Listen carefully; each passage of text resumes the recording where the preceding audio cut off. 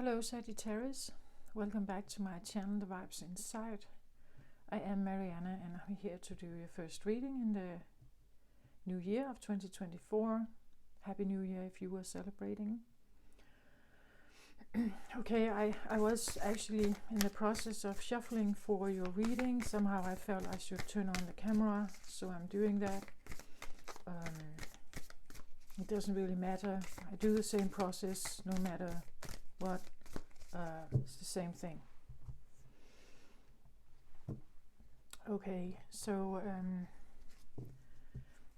for you, I feel like I'm somehow continuing maybe the process, a bit of the process from the maybe Libra and Scorpio reading actually.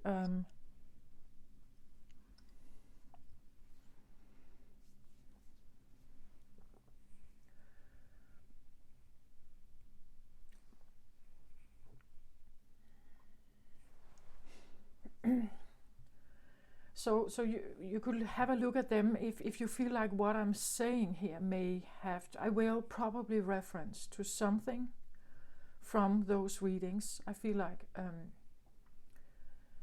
in the Scorpio reading there was something about autonomy, I'm sorry, autonomy, and actually like different autonomies meeting, different core values. I talk about the core a lot, like what we actually are at the core is very important to understand if you are a seeker in your life.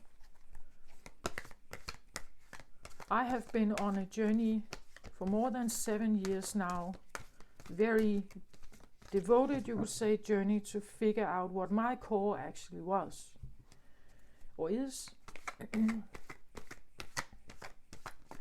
I have been living a life, of course, with certain decisions, certain choices, certain programming, certain upbringing, and so on. Today, when I look at that life, I know it was a life that was not at all according to my true core of who I really am.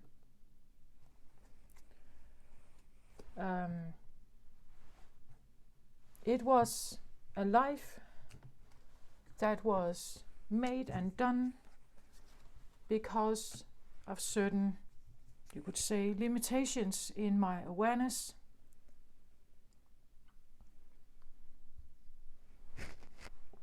And a lack of autonomy. In your Scorpio reading, there was this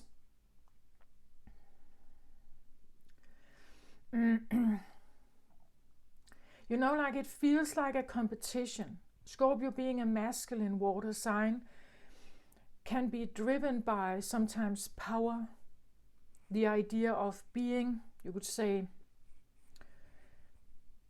stronger than something.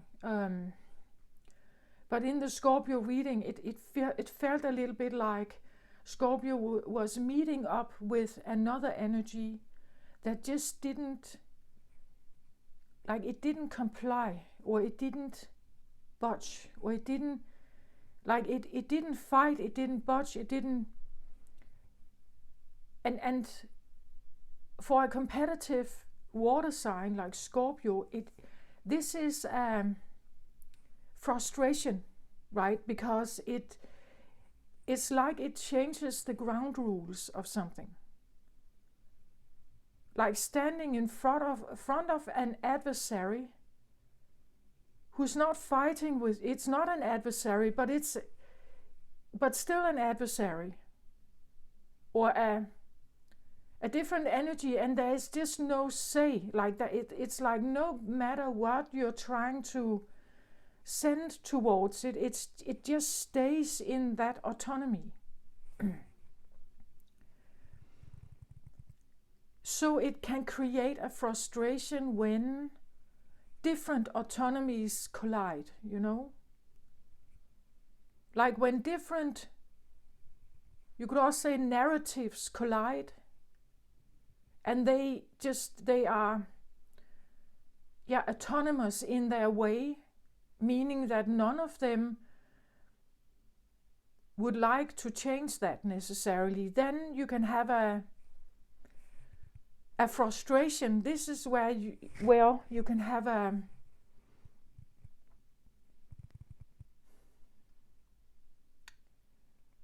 like to have power, for instance. You need to prove that you have power. You need something to have power over.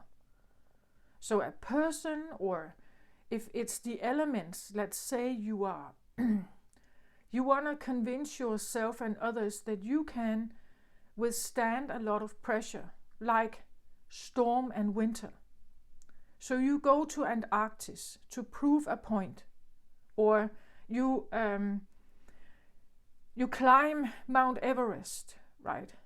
To prove a point that you are more than the element, that you can somehow sustain yourself against the element. But it means like you are against something. You versus the mountain, right? It's like there is a competition, or I see myself as one thing and I see the mountain as something else. It's my adversary, my opponent, and this is now what I'm facing, and I want to win this, right? I want to climb this mountain, come down, and feel successful in my endeavor. But to have that, you could say, if there was no Mount Everest, if there was no storm, if there only was, you could say, a blossoming, warm flower valley, how do you prove your point then? Of how big you are, or how powerful you are, or how strong you are. How can you tell yourself that you are that? And how can you prove it to others that you have what it takes when it really comes down to it?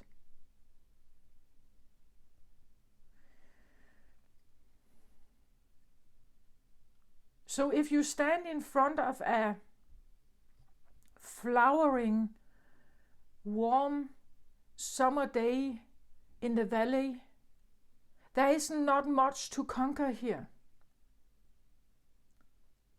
That was what I felt like in the Scorpio reading. It's like Scorpio was standing in front of, or was embodying, like an empress energy, the flowering valley. There is not much to conquer here. It's a nice place. So it's like there is no adversary. There are no weapons here. There's nothing threatening here. So how do I prove my greatness, my leadership, how do I prove that in a flowering valley?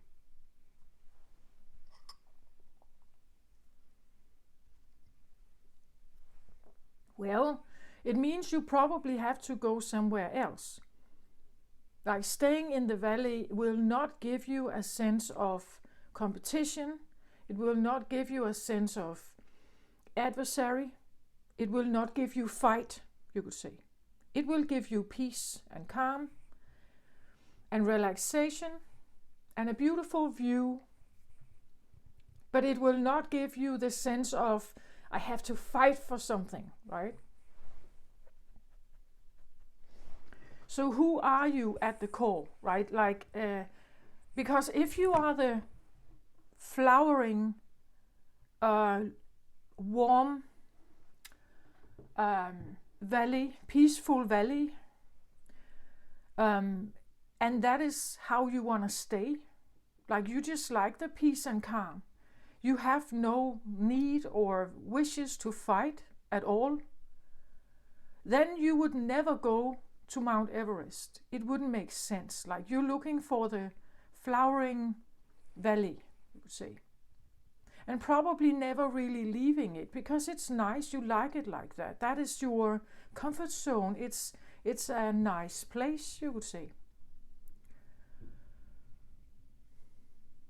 It's a place of peace and harmony and meditation, maybe reading a good book, sitting in the sun, having a little cocktail, resting, rejuvenating. That's why we see that, like in the brochures. Like if you want to go and rest and rejuvenate, it's usually a place of beautiful scenery. Very accommodating, very like all your needs. Like you can request things and the place will do, the management will do whatever they can to bring that to you, right?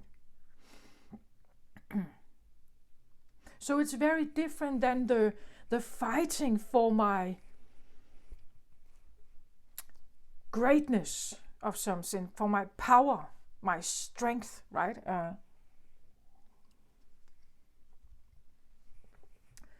You will probably not go to a retreat, a silence retreat or a meditation retreat, because there's no fighting there. If there is one, it's an inner fight, perhaps. So there can be inner fights and outer fights. There can be inner peace and outer peace. You can be in a surrounded area where it's very peaceful and feel very tumultuous inside. You have to get to know your core. What is it you are?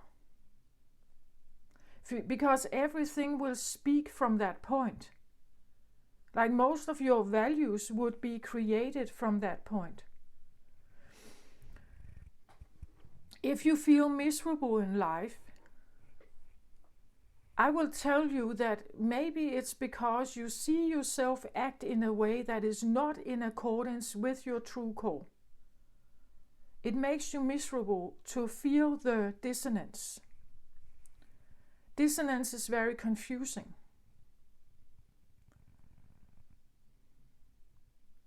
And I have been living a life like that. It was confusing. It was unhappy. It was not in accordance with my inner voice, inner standpoint. My inner standpoint was at some point reduced to like this. And I lived an ego life, like a designed life, because that is what I was told. This can only happen if your autonomy is broken down, or you're never given one. You're never allowed to develop one. Then you will probably, like other people's energy could overwhelm you, other people's opinions could overwhelm you and somehow take over in your life.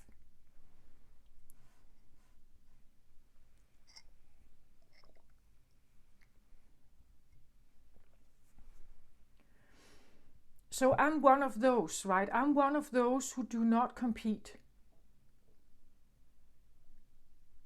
I see no point in winning anything.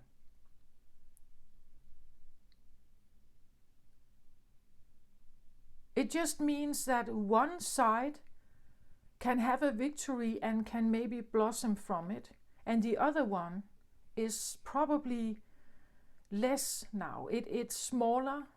It has no influence. It's designed now to be a follower or like an employee versus a boss. It's designed to be less than.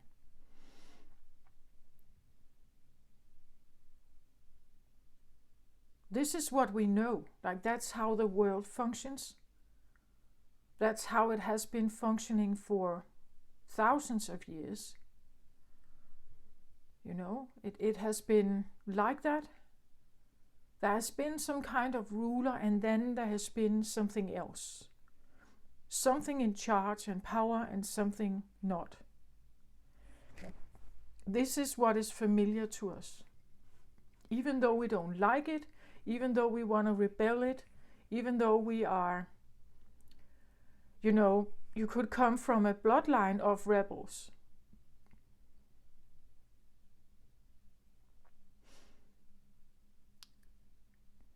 But rebelling usually also means fighting. Fighting for my right. Fighting for... And there has been many riots like this throughout history. Things have changed on earth.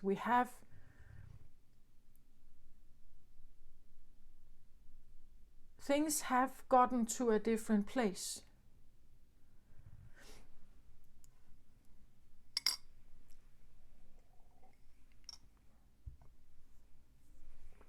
Than it was maybe 500 years ago.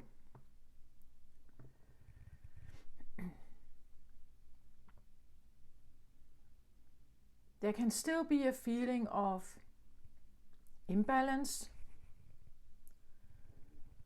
I don't know if there will ever be balance. Like, in a higher frequency perhaps. But it depends on what is the ruler. Like if love is the ruler, you have the blossoming valley, peace and harmony, peaceful coexistence of species. If you have the power element, there will be dominance and control and victor and victim, or victor and victory and defeat. So it depends on what kind of frequency is available at Earth at the moment. Otherwise, like it will play out like either or. Is it possible to find some common ground or I don't think that they can coexist with each other like that. They can probably exist apart from each other, with distance.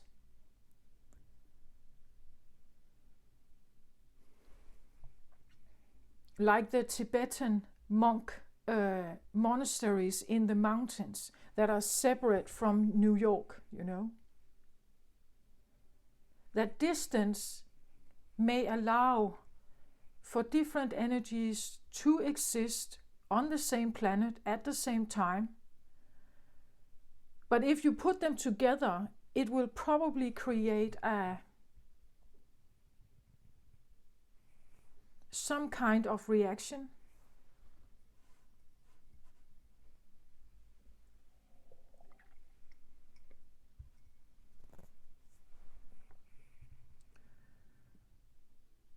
Like both of them could feel threatened. Like the harmony of the Tibetan monks' peaceful coexistence can be threatened by the power controllers. The power controllers are threatened by the peace and the autonomy, something they can't overtake, It's a threat. This, I feel like, is exactly what happened with the story of Jesus. Like Jesus stayed in his autonomy of peace. And it creates an even more angry voice towards him. Like the more peaceful he becomes, because he seeks harmony and balance and peaceful coexistence, the more he exudes of this, the more angry the power seekers become. It becomes so bad that the power seekers had to execute him. They had to kill him. Like this is a martyr statement.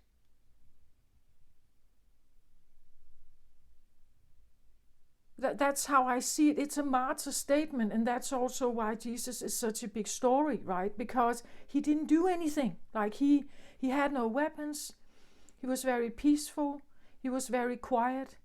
He becomes the martyr of non-fight. He's a symbol of non-fight. and he gets executed for it. Like that is one of the like primary messages, I feel like, because it's a statement about humanity.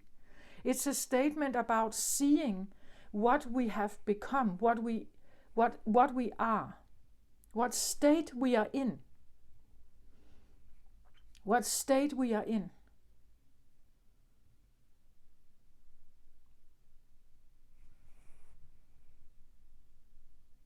If you are power driven, that is your fuel.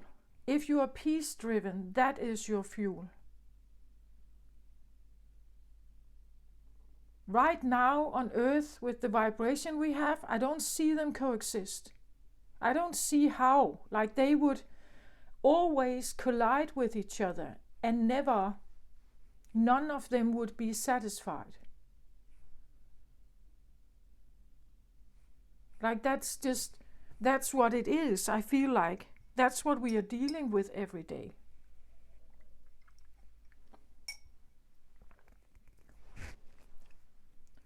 I've said before that when we are attracted to someone, like very strongly sexually attracted, it's not about love, it's about power. Like which one can be in control of the other? Which one is winning?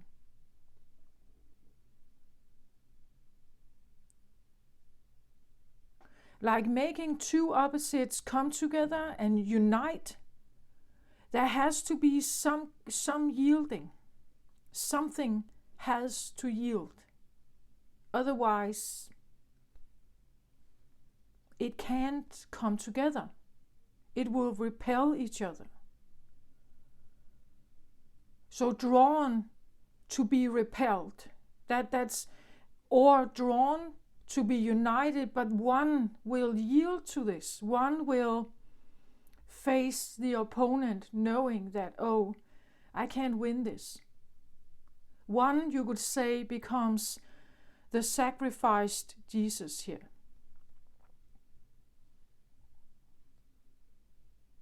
One will. That's just what I think, just my opinion. You could just ignore it if you don't like it.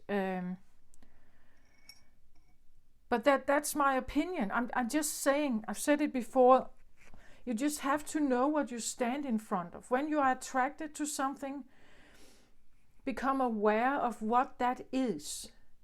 What is going on in that tension?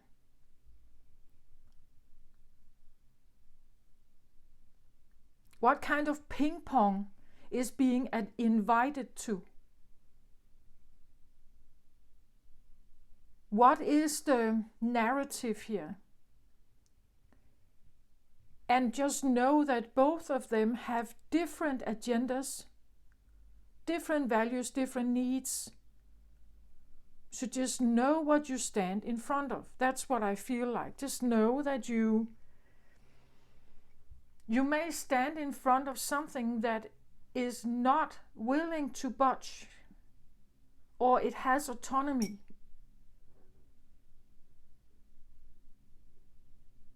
So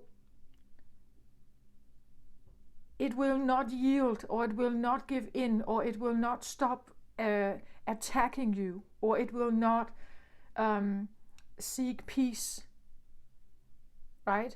It will not surrender, maybe.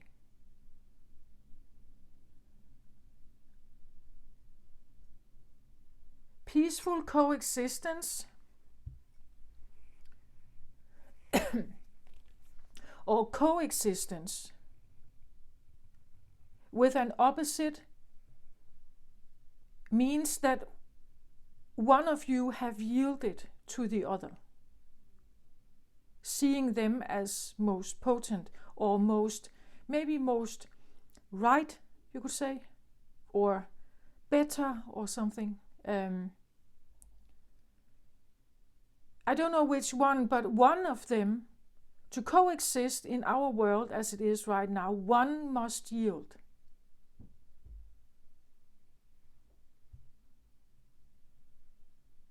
Like that is just how it is. Otherwise, you can't have the union. Then they will repel again. It will become a power struggle, or a opposing different energies on each other that can never seem to find agreement or a middle ground. Some people find this, like they somehow figure this out. Of course there is this, but it's a minority. It's not many. We see it in relationships today. Like the divorce rate has never been as high. You know, we just see it. It's not. But earlier on in life, you know, there is a voice today that speaks louder and more expressively, which was probably silenced like 100 years back. It didn't speak. It didn't protest. It didn't have the power to protest. Now it's speaking. Now it's choosing. Now it's walking away, you know.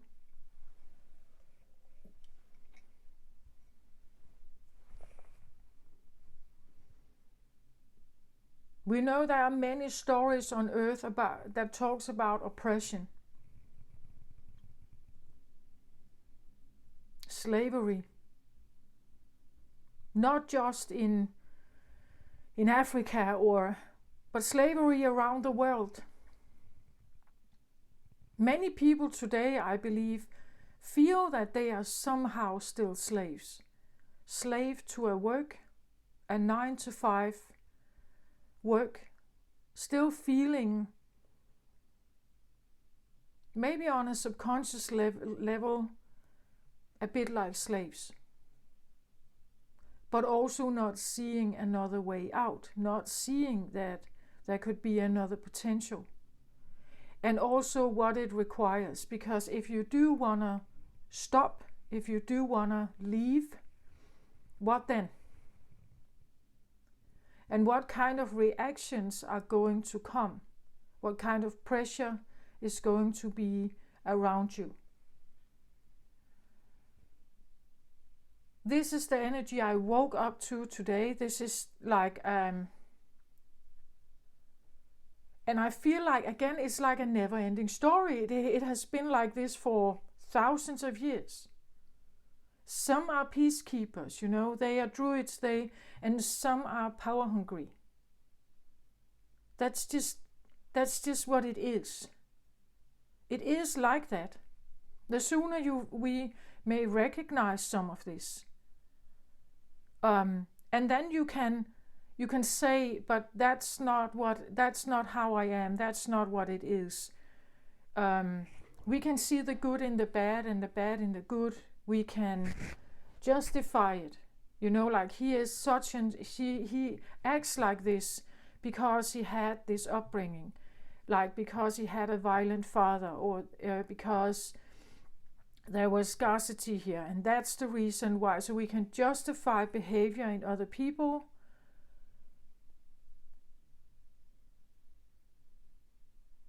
and that is of course a way of understanding others. You build a stronger tolerance for something, but it doesn't mean that you should be treated badly. Like, because you are willing to understand, because you are willing to maybe let other people be ahead of you, because you are willing to have a more peaceful seeking, harmony seeking core. It doesn't mean that you should be like taken for granted, or it doesn't mean that is weak. Actually, it takes a lot of tolerance to be here, a lot of understanding, a lot of seeing through patterns, realizing that some of the things that are happening are due to woundings and so on, right? It takes quite a lot to be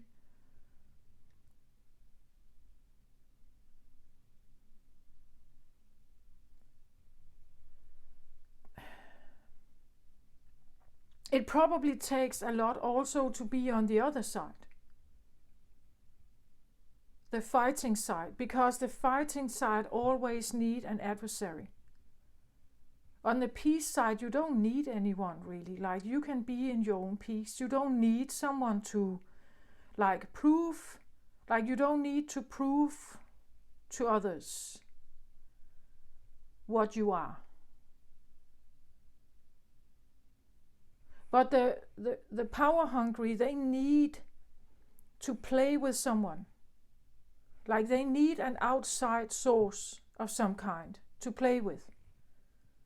They are dependent on like the interaction here with something else that they conquer. That is the proof of their greatness, of their grandiosity, of their leader skills, of their strength. So it's always in interacting with something else. The other part doesn't really need that. It's not necessary. Like, it just isn't.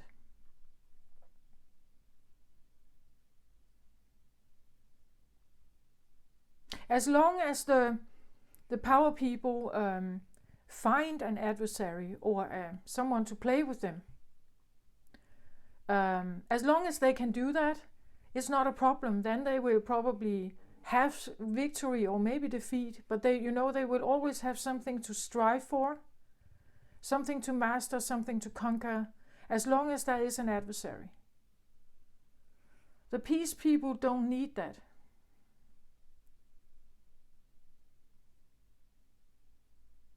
And that in itself gives peace.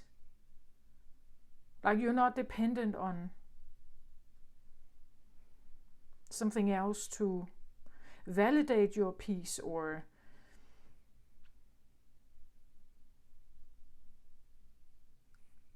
again, there's a difference, right? In how they interact with the world, how they see everything. You could say it's a non-solvable equation, maybe. That's why there has to be distance. Otherwise, it can't.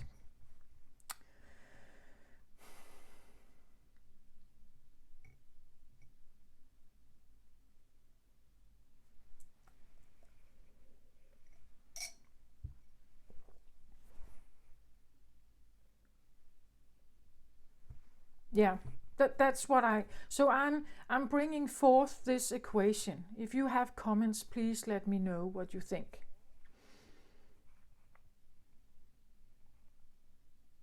But I think that, you could say that genders, the combination with marriage and everything, it's a like tradition, marriage, institution, the matrix, it has all. We have become just, like the expectancy of joining this club, the expectancy of being part of this tradition and everything is just put upon us. But if you are miserable where you are, if you are miserable with your work, if you feel like there's something missing, you don't know what it is, it's probably because you are inauthentically living according to your core. The decisions you make, the role you are in, the expectations of you, your participation in certain things, maybe it's not in alignment with your core. Living inauthentically makes us miserable. No matter how good it looks on the surface. Like, no matter how, like how successful you may be on the surface, according to matrix rules. You could be quite successful on the surface but feeling miserable inside.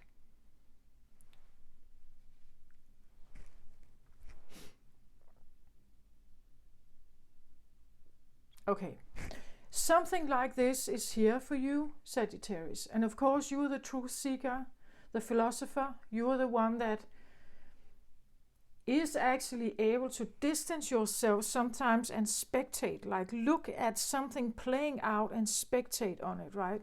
You are able to do that. Become an observer of something playing out somehow. I see that with you also, that you can do that sometimes.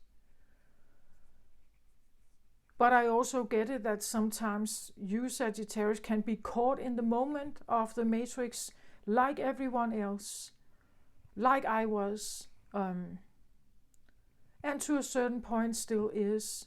It's just to get to know what I'm dealing with, like that this is what I'm dealing with then.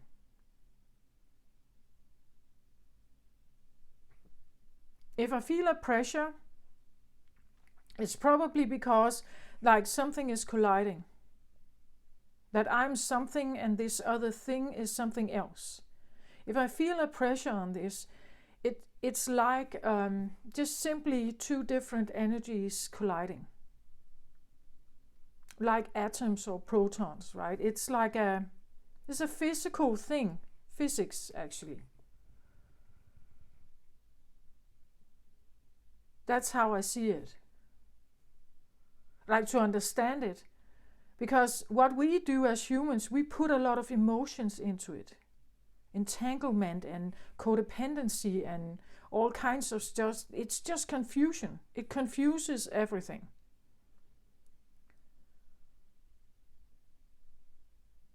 The emotions can sometimes put a veil over the underlying collision. So we put a veil over it, that we tell each other that we love each other. We may have secrets from each other so that the underlying collision is hidden. And one of the ways where we see this happening is in like families where coming home for Christmas is not great. Coming home for Christmas can be great for some people, and of course you should enjoy it. But other people, they are dreading the holidays. Other people's are, because autonomies collide, right? It's like grown children come home with grandchildren and everything on the surface is supposed to look so great because we love each other, we are family, right? But underneath it all these different autonomies are colliding. This is a lie, right? Like we let the emotions be the driver of unhealthy like environments and situations. Like if emotions are in control, if the entanglement, the codependency is ruling everything, we can overlook or even hide or inauthentically accepting underlying collisions.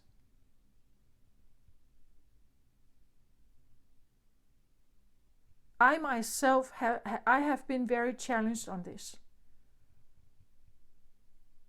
My loyalty, my heart, my love for my family actually made me accept underlying, you could say, autonomy fights. You could say that, and a yielding to certain autonomies. My love for someone made me stay with something that wanted to fight me. You know? That is not healthy for the one yielding, I want to say. And they never should have to, right? If people really love each other, there should be an acceptance of different opinions, maybe different values. Not to the point that we are now fighting each other, going for the throat of each other, right? That should not, like within family, if there's love here, if the family is created in love, there is no death fight.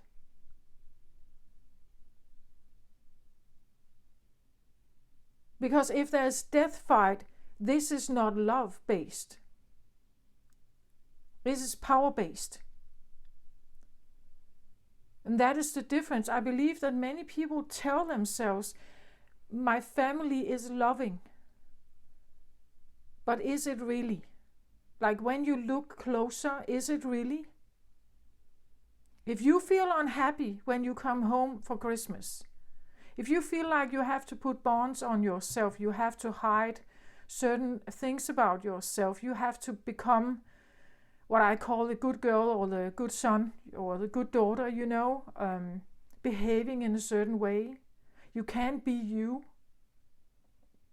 You can't really state your own opinions, or you feel like you can't. Then you have a power struggle going on. And because you were the children, you yielded to this because you had to.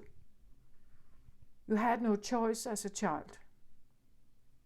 This is not healthy. This is a power dynamic. Or healthy. It's not loving, I would say. It's not loving. It has nothing to do with love.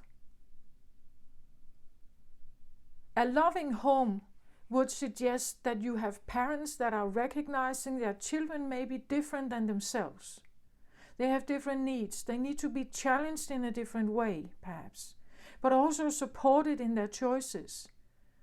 Loving parents look for their children to thrive in life, to see them blossom, to know that they are capable to go out in the world, be themselves, do something amazing.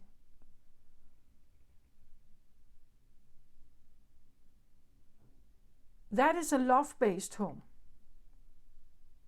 This other kind of home has to do with power. Who is in charge? Who is the leader? And the ones that are not the leader they are submissive to the rules of the leader. So if the leader doesn't like it, they are expected also not to like it and disregard their own needs or their own values, perhaps. Like it cannot exist. It's like a dictatorship in the worst case scenario, of course. So here we have narcissistic abuse and things like that. But do you see my point of it? It's like it's ruled, like both homes are ruled with different, or ruled. The atmosphere is different in these homes. Because the ground core values are different. So when you come across someone who is different, and you just know that the ground core rules are different, you will feel the tension. You will feel it. There will be less tension if you come across someone who has more or less the same ground rules as you. That will come across as a friend. That is the friend zone. It's comfortable. Okay, so this was quite a long intro here. Let's get the cards out here. The center card, I get Twin Flames. Yeah, I can't even say how much this is on the table, I feel like, right? Like these opposite energies. And I'm asking myself, can they fight? Can they find a common ground? It takes strength for them to look each other in the eye and see each other's value.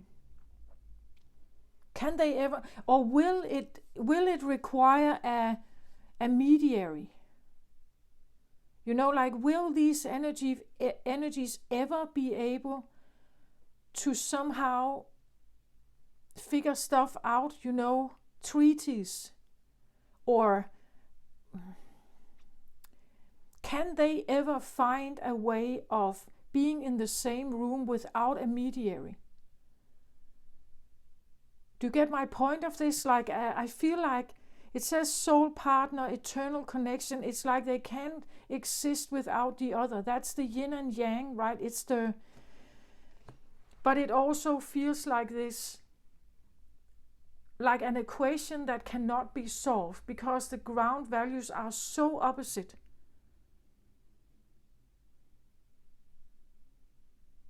They both need and ask for different things, which the other one is not providing, right?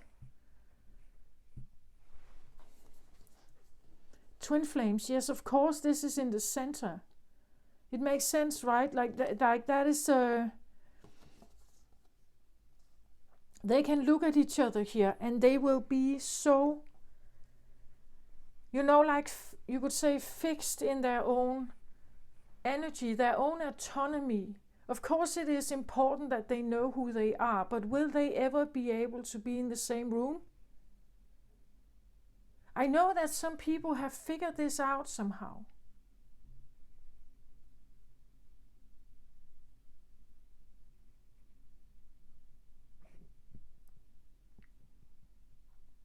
This can possibly happen if, you know, the one that seeks power is looking for power somewhere else, sees the value of their partner here, but not attacking them. Like knowing that this is off limit. Where I want to find my, you know, like if I have a need to prove myself, I need to do it somewhere else. Because this is not someone I can fight, right? I cannot fight this.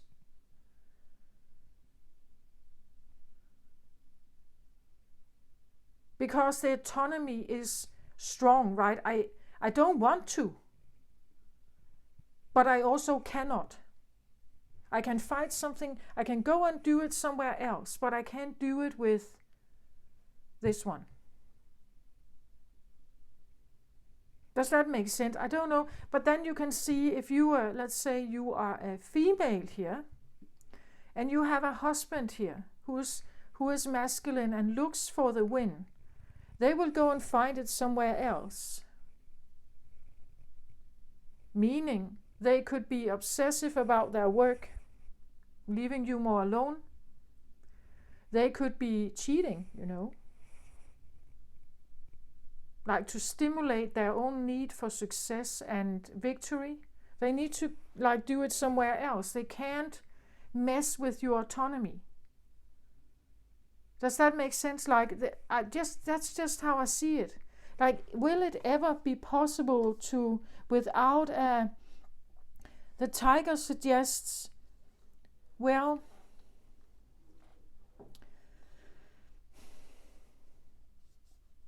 it's not a lion, so strength is definitely a part of it, but the tiger is usually more feminine in its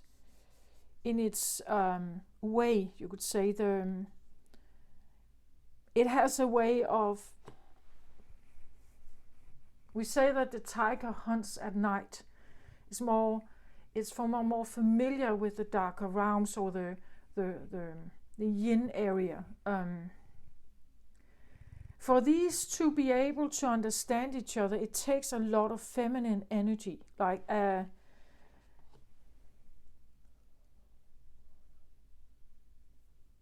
even if the feminine energy is there to explain it as I'm trying to do here, because I really see it like that. I understand that if you at your core, is a fighter. Like this is what you are created for. All your values are about this. Then you can not just put it aside. You will be miserable without some kind of adversary, some kind of game, some kind of ping pong, some kind of victory or defeat or challenging yourself. You need it to feel alive. To feel alive, you need it. If you, on the other hand, you're looking for peaceful coexistence,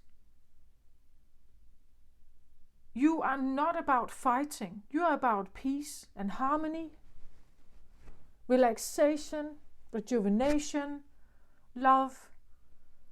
If that is your core and this is what you need, that this fuels you, you could say, this is like good for your batteries, to feel healthy and vibrant and alive. You see how if you come across this other kind that is challenging you, you cannot feel that peace. You will never be rejuvenated. You can never do, I don't even know how to.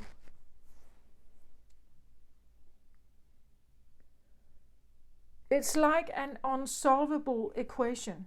And I think this has been around like forever. Like these energies have been around forever. And we are still in the midst of it. I just feel like how I understand this is physics. If I look at this only with the eyes of physics, this is totally easy to understand. But then we put this element of emotions upon it. Now it becomes a mess. It becomes a mess. I believe people that feel like they have met a twin flame, they feel this energy very, very strongly. It's very difficult energy to be a twin flame, in a twin flame relationship, because you will feel this. Like it will be such a difficult energy to work with. Especially if you come from outer positions, like I'm describing here, right? Of course, there will probably, be levels of this. And that's what it's said, that we are a mix of yin and yang. We will have both energies in us. So what are you feeling the most? And if you feel like there is someone out there who can bring, like they may bring this up, like so, that it becomes so apparent, like a threat, you would say, to your existence, because that's what the one that is in peace, that stands in peace and is just staying there. They're not attacking, they just stay in their own autonomy here. They're not doing anything. They're not launching any kind of attack. They believe in peaceful coexistence. This other one will be provoked, I think, by this. Like, this is annoying. Why are they not doing anything? Eventually, I have to react because I want the victory. You see? There is no, like they have to be very far from each other to not be annoyed or to not engage, I think. Or where an attack is inevitable. That's just how the energies are.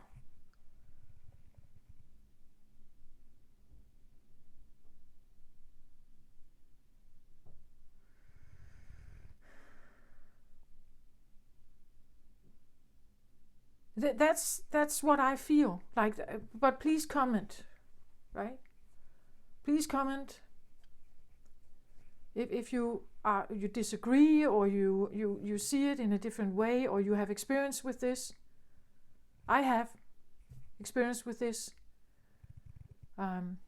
Wanting to be in my own autonomy, not having the possibility to do that, being conquered, being what I call brainwashed. Like I literally had no memory of this, of my own energy. It was like really, really small.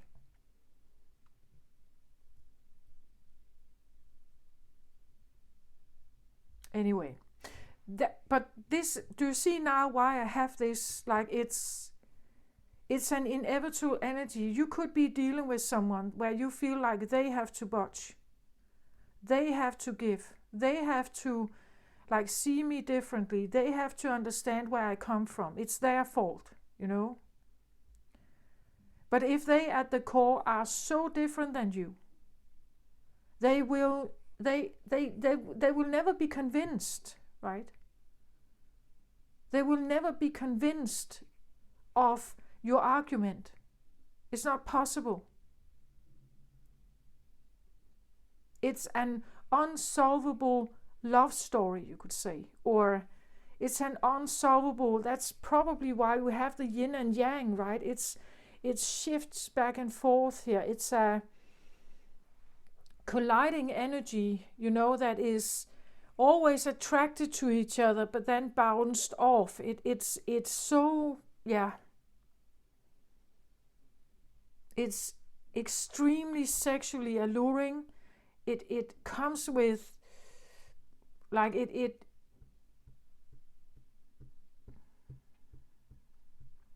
it's opening up like the door to the deep subconscious screams of history. Like that's what I feel. There is so much pain in this history, so much oppression, you know, that there's so much sacrificed on one hand and one on the other. There's so much story here, so much pain. And probably also satisfaction for one part, right?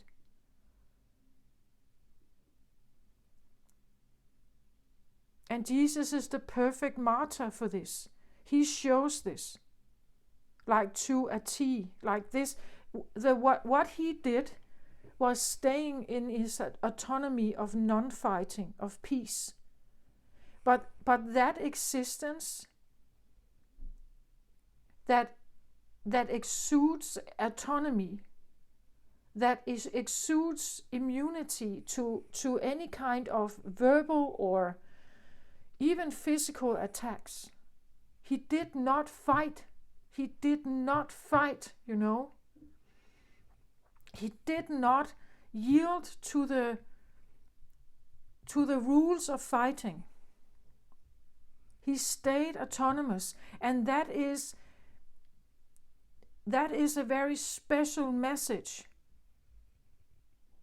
Most people would fight for their life or yield, even become a traitor, reveal secrets about their own people, or, you know, they would bow to the life threat. They would bow to the life threat of your family or children. The emotional layer becomes a way of threatening other people. The emotional layer is where all the ugliness is, actually. All the ugliness is in the emotional layer.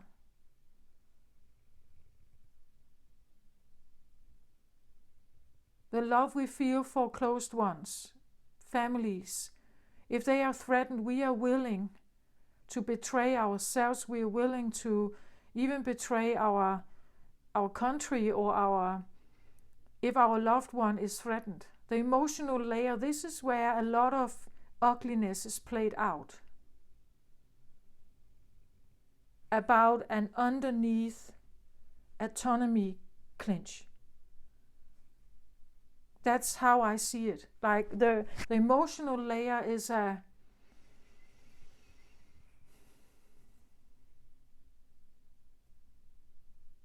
like if we are stuck in that layer here, we are in serious problems here. I've said before on my channel, we have to get over ourselves. We have to get over ourselves, our emotional clinging to certain outcomes and certain emotional outcomes. Me included, I had to overcome that. I had to release myself from certain emotional things.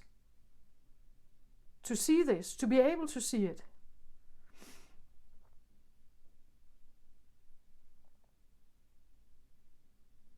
So this is what I feel like is on the table. This is a very difficult energy, but you could be in it, right? You could be right in it, Sagittarius, or you feel like you're standing in front of something that seems like it has an overpowering effect. This is what I felt like in the Scorpio reading. Like Scorpio was meeting up with something that just,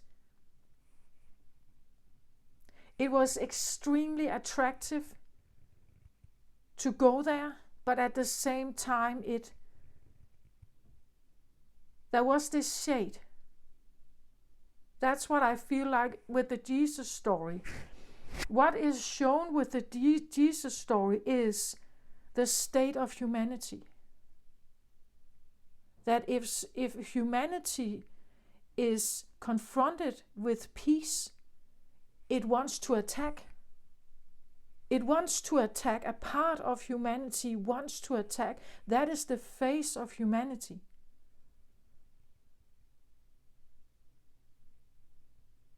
Confronted with peace and love.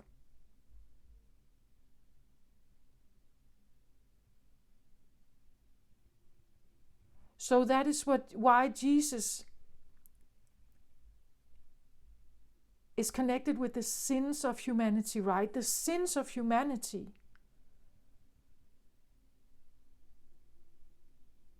is actually facing ourselves.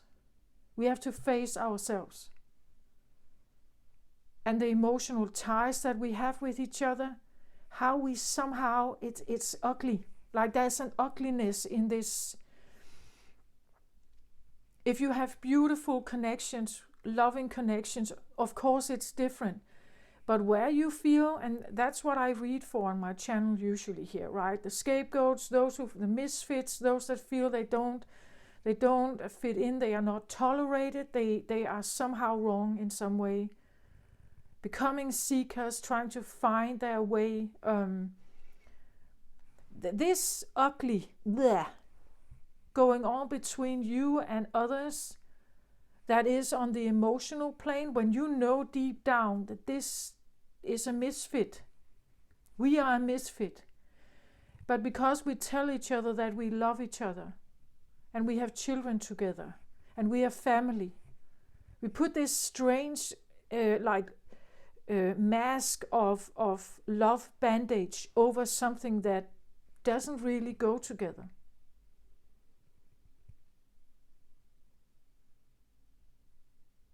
And I feel like that is also to be understood with twin flame energy here. That yes, there could be a very strong connection. There could even be a love, like a strong love feeling.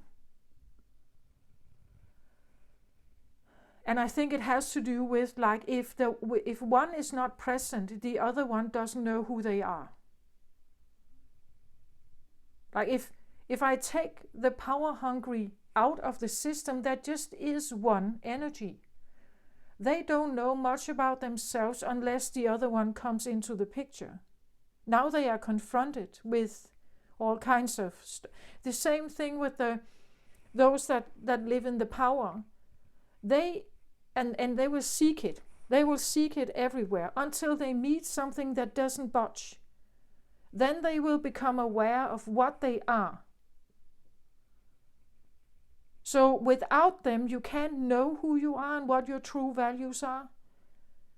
But with them, you will suffer. You know, it's both a love and hate thing, or a love and repel thing. So you see, you could have someone here special. if you feel like this is present in your life, they could be at a distance. They have to be at a distance.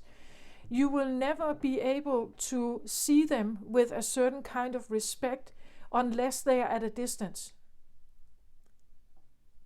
depending on your autonomy level.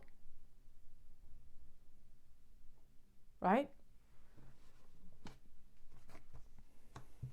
I get Lilith here. Perfect, yes. Interesting. So Lilith, the first woman, I am the voice of my body and soul. I choose the life that I desire to live. Lilith is an interesting character. She was the first wife of Adam and Eve, Adam.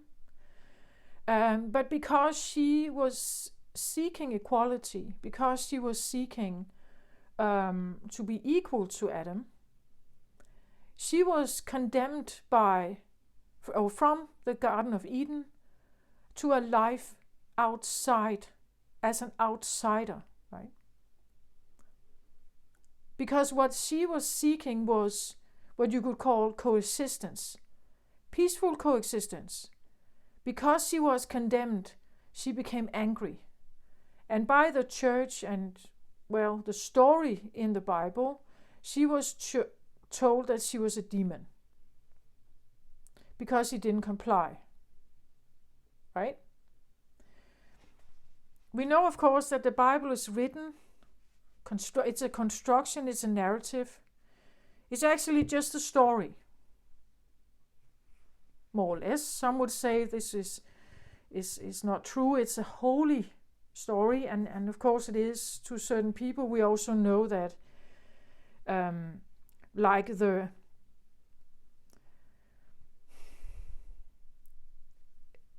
there has been a choice of what is included in the Bible and what is not put in, right? Something was included that makes the story whole, that makes the story autonomous with certain belief systems and certain regulations or rules or laws, you could say.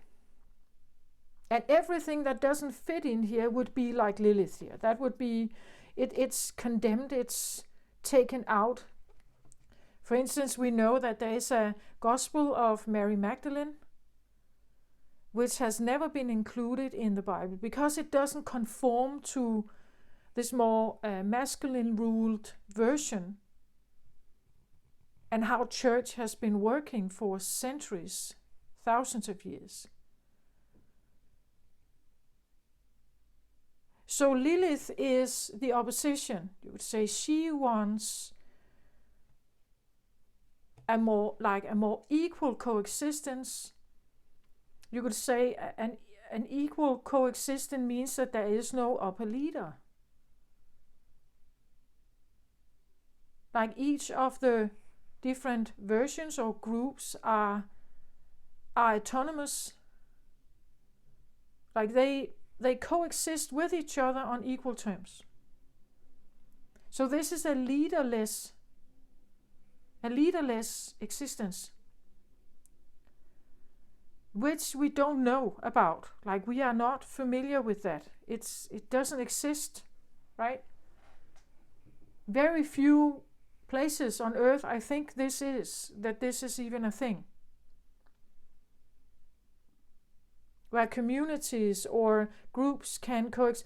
I have seen, maybe a bit of it, visiting Singapore at some point. I remember walking down this street and seeing like maybe 6 or 7 different churches in one street. Singapore is like a melting pot of people and origins. There are Chinese and Indians and Malaysians, and it's one big giant melting pot. And like the breeding or the mating is intertwined with the genders and the cultures, and of course it makes it an interesting place to study. Because how do they do that? Like how do they deal with this? These different genes and different origins and different values, different churches, different heritage. So that is like a melting pot. A melting pot is a place where you put in all kinds of ingredients and somehow you get a cake out of it. You know, but only if the ingredients somehow work together, that it actually is possible. Instead, you could put in ingredients and everything would explode. Then you don't get any cake, right? So it depends on what you put in the melting pot. This may seem a little bit like a melting pot, right? Trying to put in ingredients that potentially could explode and trying to figure out how do we make a cake together instead.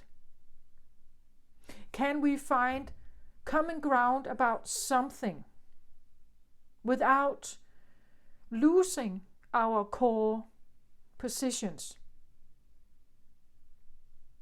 Or can we, if we live at a distance, meet somewhere in between, only talking about certain things and never these things? Never these things, because if we go there, we will explode with each other, right? It will be a mess. But if we go here and we only talk about this, we can eat cake together. Does that make sense? Like finding this special thing where that is, or like it's a neutrality place. That could be what the tiger suggests here, that there is a need for a neutrality place or a neutrality treaty here, where nobody feels that their core is violated or, threatened or even challenged. But how do you find that common ground with people or circumstances where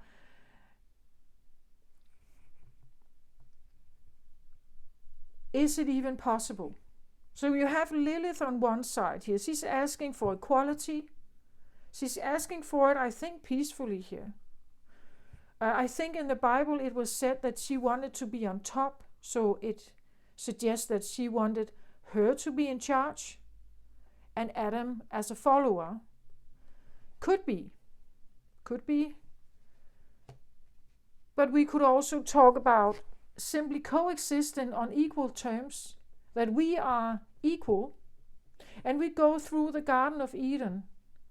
So if I want to do something, it's fine. I can go and do that. If you want to do something, you can go and do that. We can still, and that is fine. That is the equal coexistence, right?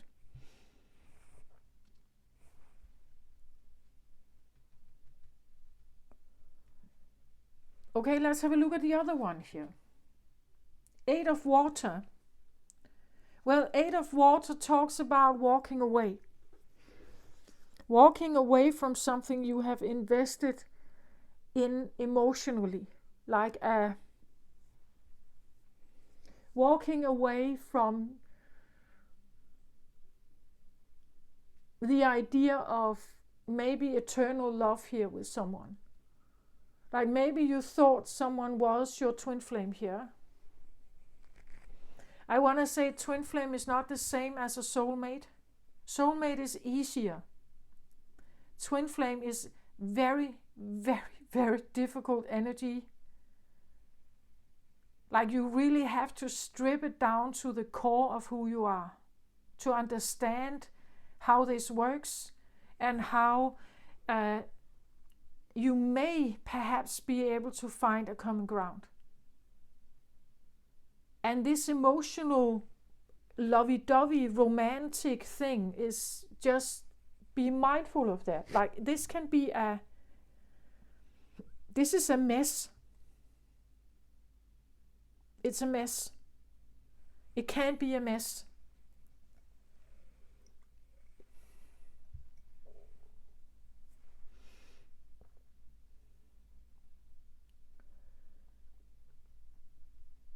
So someone could be Lilith here in this equation. Standing their ground, wanting it their way. I'm not budging, you know. I want my own autonomy here. Like you are not a leader over me or above me. I insist on my freedom. I insist on my autonomy. I insist on that. And there is someone here who is considering or doing at the moment walking away. Walking away from some kind of pressure, some kind of collision here, I feel like. Some kind of collision that just seems, I think it's an eternal connection, but it's insolvable. To a certain extent, this is insolvable. One wants peace, the other wants fight. So if there's peace, the other one feels like they're losing. If there's fight, the other one feels like they're losing. And now there's a different ringing in my left ear here. You see the point of this? Like it feels like it's unsolvable. So yes, someone is walking away here.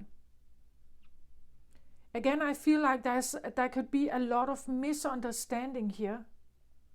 And a lot of mishmash, emotional mishmash here. And disappointment and bitterness and rejection, and there's a lot of blah here. It all comes down to the core values of these two here. They are shown as two twins, feminines here. Doesn't have to be. You know, it just says that it's, well, twin flames, the story about twin flames goes way, way, way back to the idea that once humans were created with, you could say, both bodies, both heads, and everything was one entity. So you had a body with 2 heads, 4 arms, 4 legs, 2 hearts. But then there was, I believe it was Zeus, that decided to cut them in 2. So now they are walking the earth primarily as one of them. So primarily as yin perhaps, and primarily as yang. So you see, if these two come together, how can they ever find and see worthiness in both of them? Understand the dynamics that they need each other, but at the same time repel each other. There is so much understanding needed here on both sides to figure this out.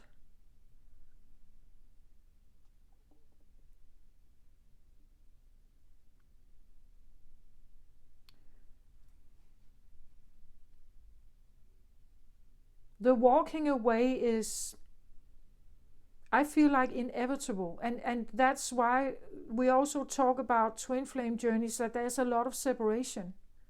A lot of separation where they are apart from each other, because it's just so difficult to get it right, or to make them figure this out.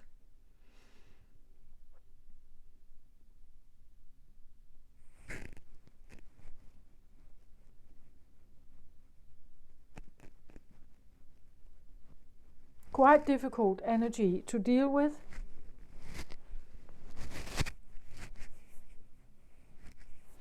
There could be a feeling of predator and prey here. There could be a feeling of light and dark. There could be a feeling of, and I've had a lot of light and dark energy actually. I feel like I am on a twin flame journey perhaps. And other days I think that I'm not. Other days I just want to leave the story behind, leave it Um, but you see, it's like in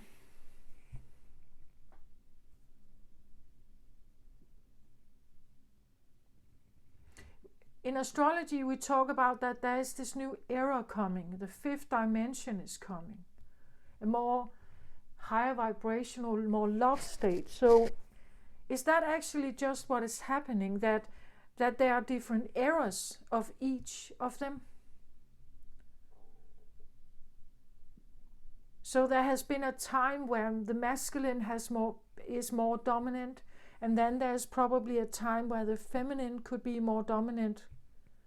You know, like, is that how it works? It can't be one at the same time, unless they are on two different planets, you know. One planet is, and the other is. I don't know how this is going to be solved. I just see that it's a difficult energy to navigate.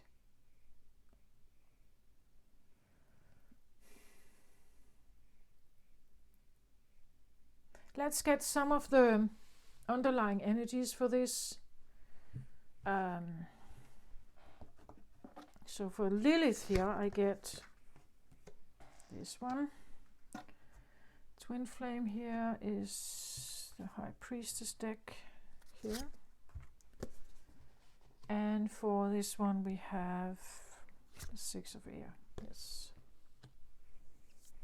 Okay, so for Lilith here, standing her ground, being an independent, autonomous woman, perhaps here, standing on her own two feet, wanting equality, wanting to be treated the same, having the same amount of say in the home, perhaps, things like that. We have this one as the driver here, the Divine Mother.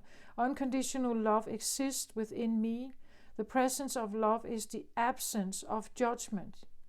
Yeah, she wants to stand with love frequencies, not judging, and doesn't want to be judged, right? So Divine Mother here is bringing forth the first woman here. I think this is going to happen more and more, like on Earth, like there is a, and it's just interesting because there are three different versions of Lilith. Lilith can be a, you could say, just a, like looking for a bit like more say in her life, you could say. But then she can turn more and more ugly, you know, like the more you try to oppress her, the angrier she becomes. So I don't know who she is here, but for now she comes across just as I am the voice of my body and soul. I choose the life that I desire to live, right? Choosing the life that I desire to live sometimes also means you walk away from something. Or someone is walking away from her because she chooses the life she wants to live. Because they can't deal with it, right? They can't deal with an autonomous energy like this. This can also come across as they don't care, right? They don't care about this other energy. They don't care about the other. It could be seen like that. That's not what it is. They just want the equality. They want the fairness. They want equal terms. They don't want to be judged. They don't want to... that's what this one says, right? The presence of love is the absence of judgment. So this is someone choosing, you could say, choosing a life that they deserve to live without judgment. Like they are not tolerable. They don't tolerate the judgment. They don't tolerate unfairness or, you know, like different camps, they don't tolerate it. They are saying no to it. They want the same terms as someone else. There are no different camps. it's all one camp, you know. There are no judgment. There is no... So if I am judged, I'm not in the presence of love or self-love. The situation I put myself in reflects whether love is present or the opposite. Power struggle or fighting is present. That is all up to me. So if I choose here, if I choose to go for unconditional love within me, I want to be the embodiment of this. So when I show this love, I also choose to repel judgment. And twin flame journeys are often about like building unconditional love, which is quite difficult actually. It means that you are willing to accept everything that this other person, your mirror here, presents to you.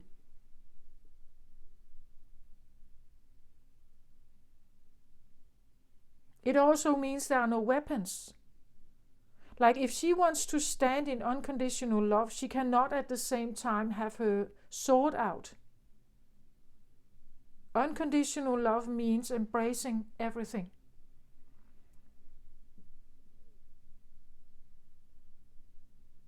Even the potential of being eaten. Even the potential of that this other part would slay you.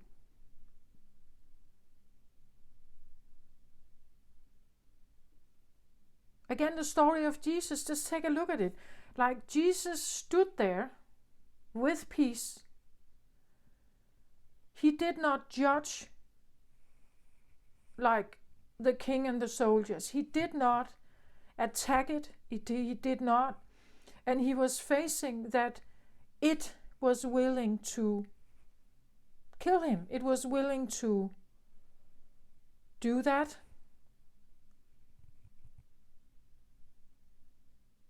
To someone who was not an adversary. Again, this is about showing the face of humanity. That this other person here is faced with maybe their own need for power. And why do they need that? Over someone who doesn't they don't express themselves as a threat.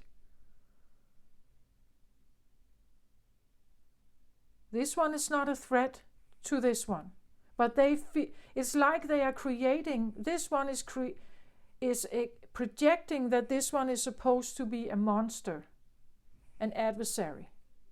So they are creating an adversary, an opponent.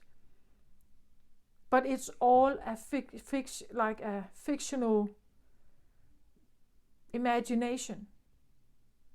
They need this other one to be an adversary so they can attack them. But when someone stands in love here and open arms, it can make this other one run away. Because they can't deal with that, right? They can't deal with the open arms. They stand with their weapons ready. They can't deal with peace.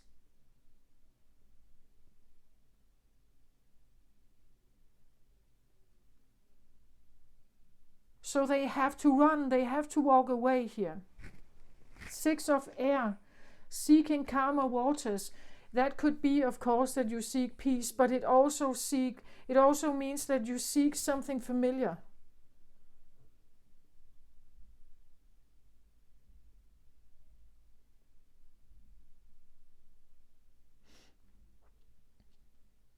Usually the one who is fighting doesn't trust.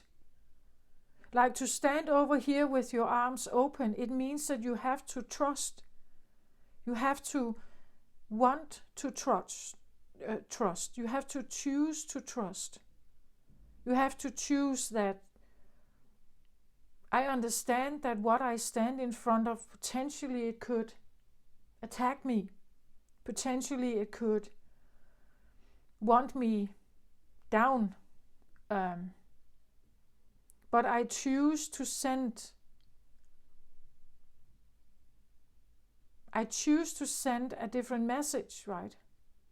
I choose to send a message that everything is possible. In the middle here with the twin flame card, we have healing the heart, power of self-love here.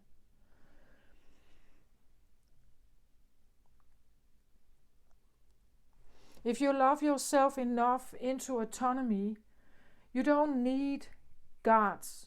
You don't need weapons. You don't need to fight. I don't believe that the energy over here that I say at the core, what is it? What are you at the core? If you feel like at your core you have to fight for something, I don't think this is the original state. This is a survival state.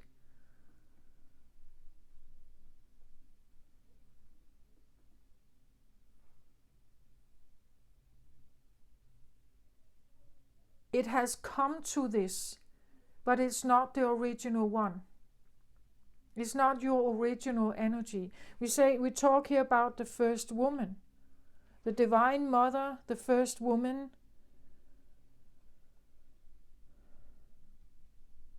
Divine mother guiding, helping here, the first woman to come forward. The first woman wants to stand in her own autonomy. Why shouldn't it be the same with the masculine energy? Why shouldn't it be possible that both of them can coexist, doing their thing, being who they are, without needing any sense of prey and predator or an upper hand? And like, why isn't it possible? Is that what the fifth dimension is about? An equaling out of certain scales?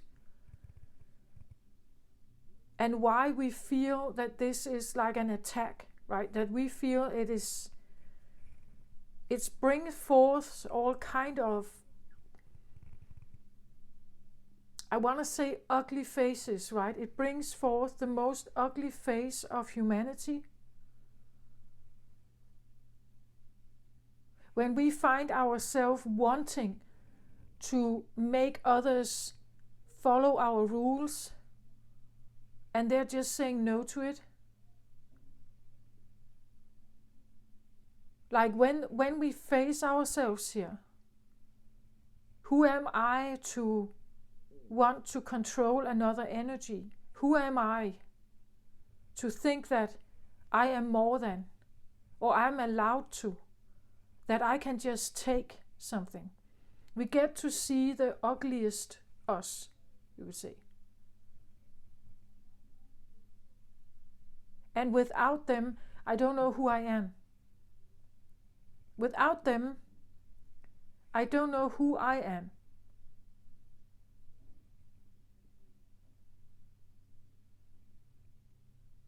And what defines me. So this is, again, well, we talk about that twin flames is a love story. Well, love,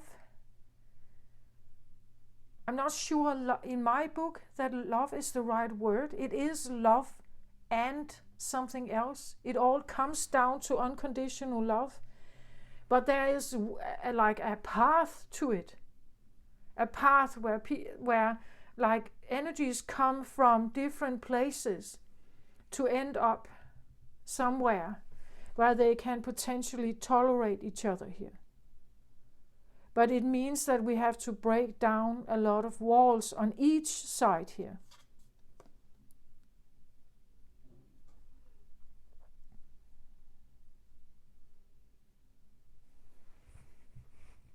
Will the fighter ever stop fighting? What are they fighting for exactly?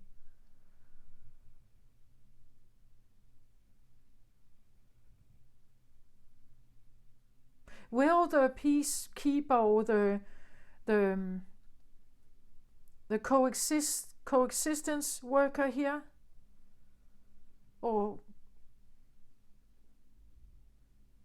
the one that pleads coexistence, will they ever be able to see the value of the other? Will they ever be able to see the value and worth of the other?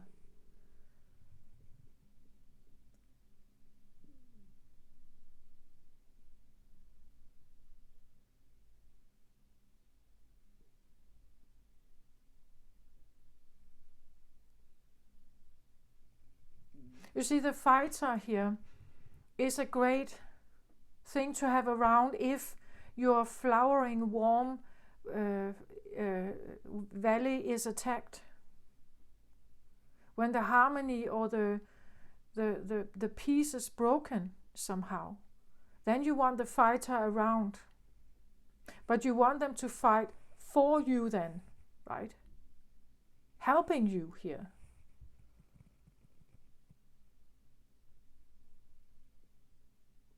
The fighter who is always in distress, always on guard, always prepared, maybe sometimes they need a place to rest.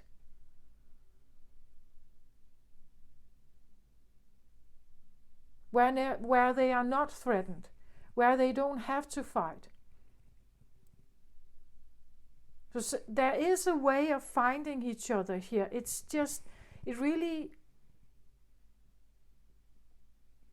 It's about the appreciation of each energies, but putting them together can become either an explosion or it can become cake. Will they figure out how to, can they even see each other? Can they even see each other's value? Do they understand?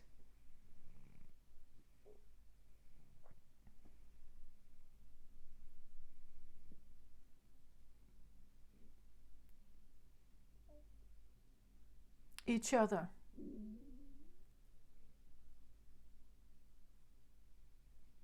And if Lilith here wants to go one way and the other one wants to go another way, how can they still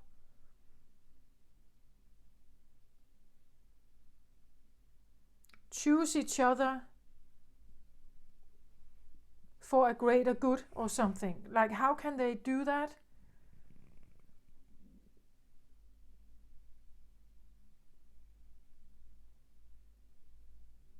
So I feel like whom I'm reading for here could be in a feeling of a twin flame journey, feeling the repelling here, feeling this power dynamic or this struggle here somehow. This could be a partner of yours, it could be a friend, it could be a sibling, it could be a family member, but just feeling that this is so difficult. I don't know how to. There's only one way. One of us have to go, right? We talk about that there's a runner and a chaser in twin flame journeys. One is running. They're not prepared to go into a self-love or a witnessing themselves, facing themselves. One stands here with a certain, I want to say, autonomy or a certain belief system here. And they are exuding that energy, and that energy makes this other one run.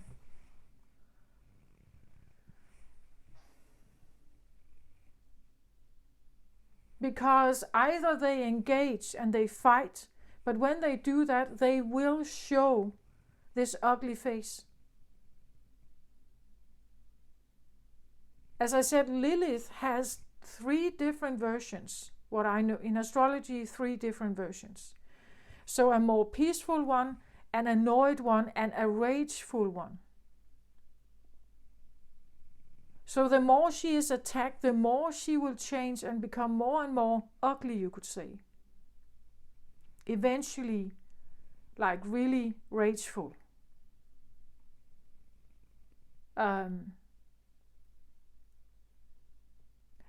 And that's the mirror, right? That's the mirror where they will show that the peaceful Lily will tell you, what are you doing? Why are you attacking me? What are you doing?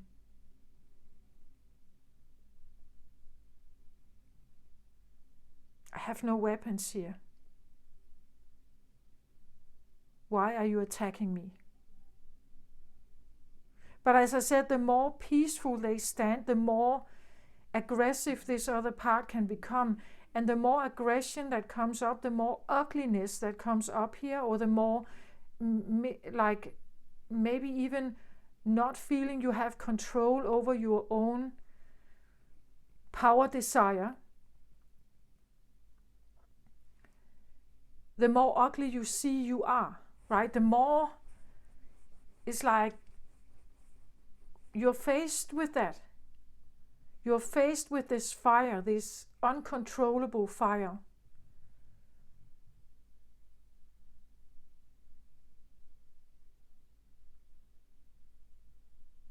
And that takes a while, you know, they have to go. Otherwise they will attack you, the one that they feel utterly connected with, and then at the same time they can't go there, right? They can't control their fire. They can't control the rage, perhaps. They have to understand the rage, where it comes from. A lot of old woundings on both sides here.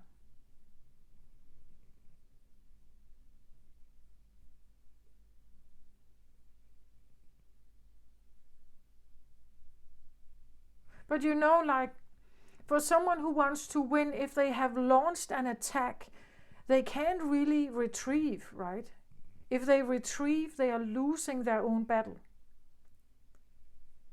So if they have launched an attack, it's like they have to complete it to get the victory.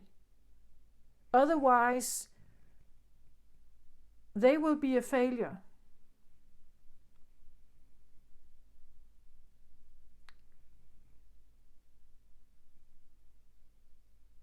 I think that is one of the things. What does it mean to face the fact of being a failure? To not yield the power you have. You know, like if you have a father and a daughter, the father can at any time use his power to discipline. You know, they can take the child, they can punish it, they can choose not to feed it, they can, you know, when you have that power, you have the possibility of doing that to something that has no way of fighting you.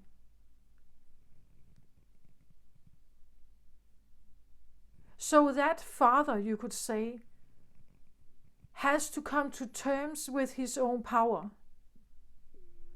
looking at it and choosing, how do I want to use it, and for what, and on whom? Because my child is not, like, that is off limit, right? I can't use it here, right? Because I love them, I want them to thrive, I want them to be beautiful and successful and everything. I want to protect them also. Actually, I want to protect them from my own power. So becoming aware of this is extremely important, especially if you're dealing with this. And sometimes you repel. You will walk away from each other because you are seeing something in yourself that is ugly, that is not loving here. Like, they can only stand in front of each other the more unconditional love they have for something that is so utterly different than yourself. Controlling your fire, controlling your emotions,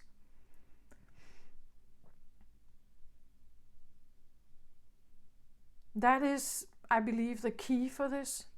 And it will probably take many rounds of discard or separation. I feel like there could be someone in separation right now. Someone walked away here. They stand with their back turned. They are not like the Six of Air. It's always about finding calmer waters. But what does that mean? Sometimes it simply means finding familiar waters.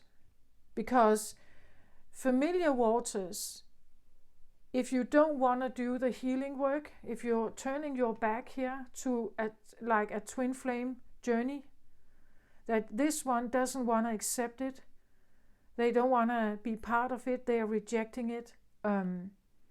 They could be in denial here, or they simply don't want it. They simply don't recognize it. They are choosing, this is not for me. They want to go somewhere familiar. They want to go somewhere where their cups are appreciated. The love they have, or whatever, that it's appreciated. That is what it is.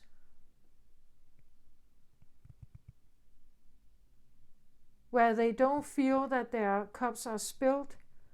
8 of water usually means that you have invested something, a lot of energy, a lot of emotions into something. But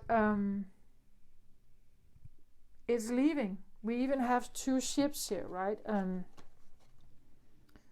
So this can be, you see someone else is leaving here. They go towards calmer waters.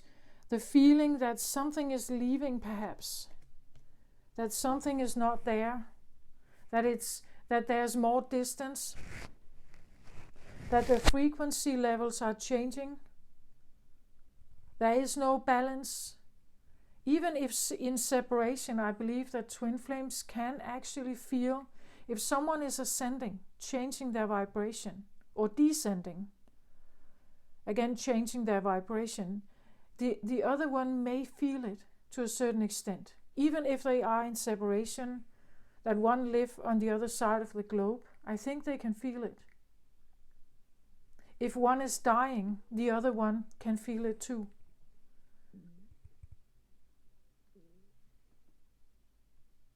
It's all about healing the heart here.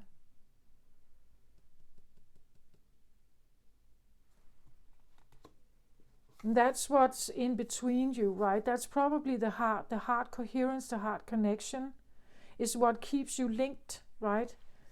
You're linked through the heart, but this doesn't make it it doesn't make it easier.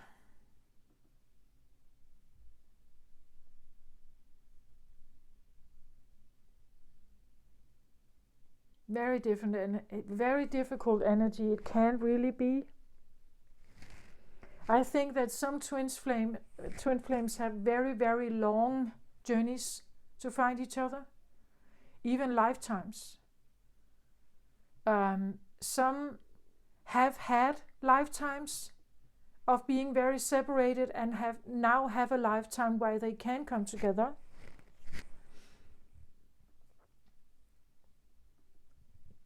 This will be different for all of you. Here I feel like there is a separation, but I think it's necessary. Like one cannot force the other. If one is trying to force the other to interact, it has nothing to do with love. Forcing is not kind. So when someone walks away here, they don't want to be part of this.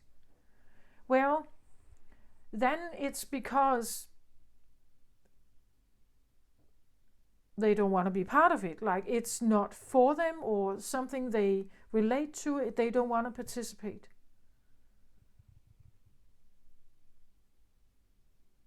Forcing someone to believe in this, be a part of it, joining, is just as cruel as something else. Because it's not kind. As I said, it's not loving, it's not kind.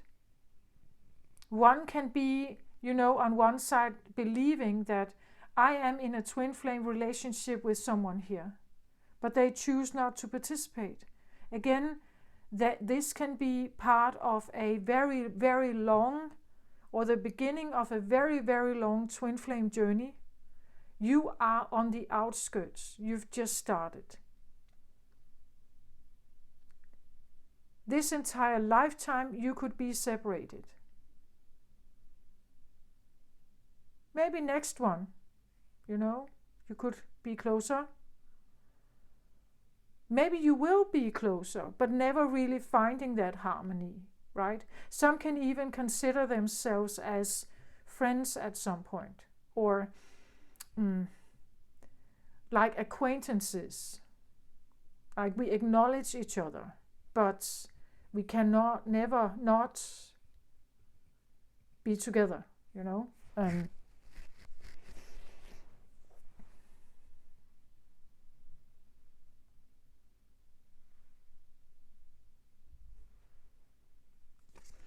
So, 8 of Water, I wanted another card of that, and I get from the Lemurian card, I get here stepping through here.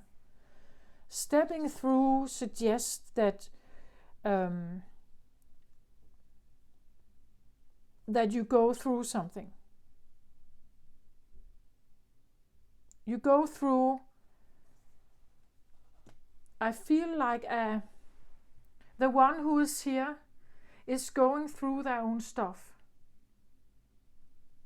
Of maybe feeling that someone is leaving, right? That something is happening and they are standing here. They could feel like they are left behind, rejected, left behind. And someone is sailing off here without them. And what they are doing right now is going through some of this.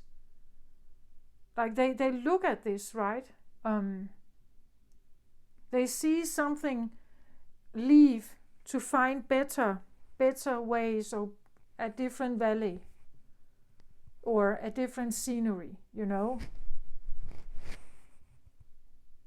They could be going through their own running here.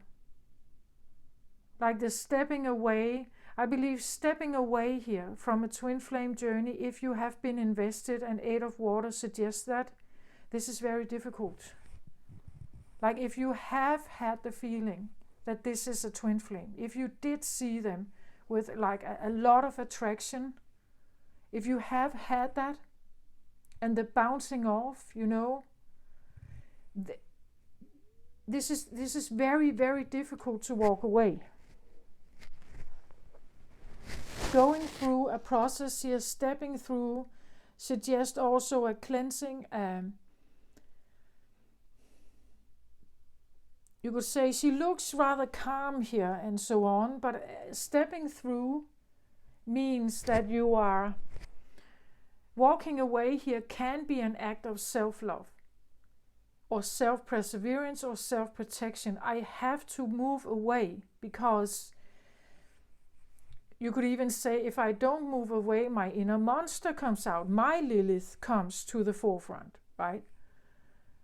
And not the kind one. Like my monster, my aggression comes to the forefront. So I'm walking away because of that. Because then I have to face it. I have to battle it. And sometimes people are not ready, or they are doing it, they are in it right now. Stepping through kind of suggests like a journey through something, right? Stepping one step at a time through a separation process here.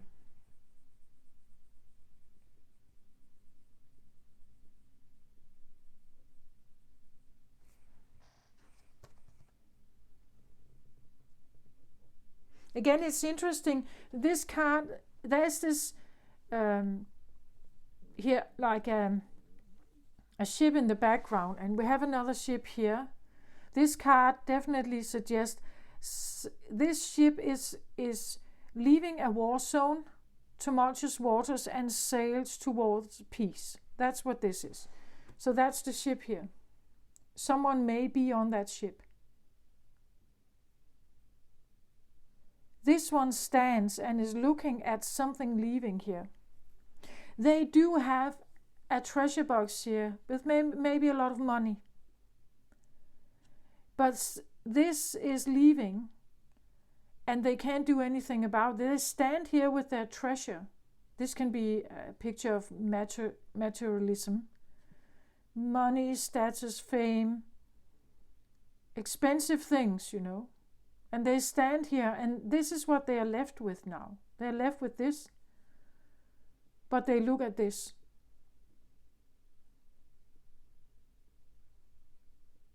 And realizing something could have been, like something is missing, right? Something is leaving me. Something is leaving me here. And I can't do anything about it. I see something choose themselves also, right? This one is not chosen. Who is on the ship chooses themselves and is moving away from them here. So rejection, the feeling of rejection, being annihilated or being left behind, not chosen, undesirable, all kinds of feelings here. Like that. And of course there can be anything, bitterness, jealousy, anger, resentment, you know, all kinds of stuff coming up here.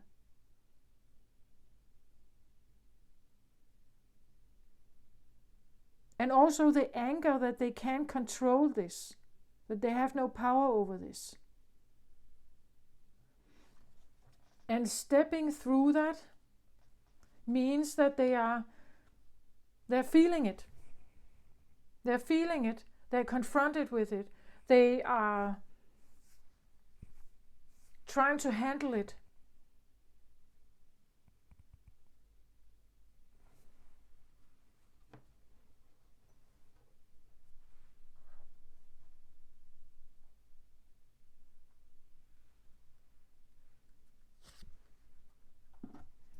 So Lilith here, I get 10 of Swords. So maybe, I don't know, maybe she is a bit angry here, right? 10 of Swords suggests that she's done. This is being left to die. Alone. 10 suggests also an ending of something, like I'm done. I'm done with this. I'm done with the attacks. I'm done with being a prey. I'm done with being faced with all kinds of threats here, or narratives that are supposed to make me feel bad, or that is depicting me as the problem. I'm done with the attacks. I don't want to be this one here, laying here. I'm done with this. I'm done with, I'm not identifying as someone you can put down with a lot of narrative attacks here. Like, I'm not buying the stories. I'm not yielding into this. I'm done, right? I'm done with playing this game here. I rise as this. I rise as Lilith. I choose the life that I desire to live, and without this, right? Without this, without these attacks. The swords can indicate, you know, power dynamics that wants to keep her in some kind of submissive or controlled version of herself, to keep her small, to keep her, you know, exhausted here, to keep her in a state where she cannot fight back, like her power is taken from her. So she lays here, paralyzed, you know, by whatever pressure is on her here. But it has come to a 10, and this means that this, like the oppression state here, is done. It's over.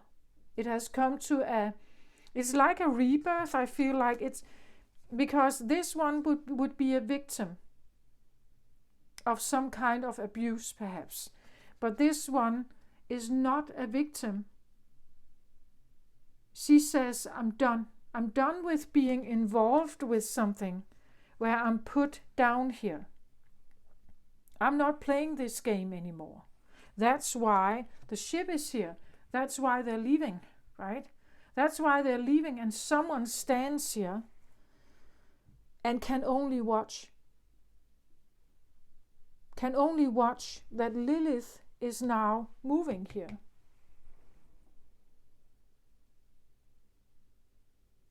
In my book, Lilith is not a demon. She was created originally, according to the story, like the same terms as Adam. And then it seems like God changed his mind, that maybe this was not a good constellation. So we discard Lilith and then we put in Eve, and she was a more submissive wife to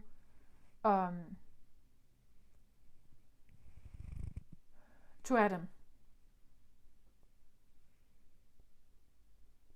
So if you feel like Lilith here, it could be this feeling that you were a mistake, right? That how you exist is like this mistake in the family, right? You are this black sheep somehow.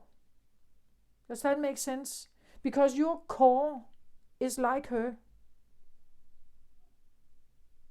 Your core is an independent thinker, an independent doer.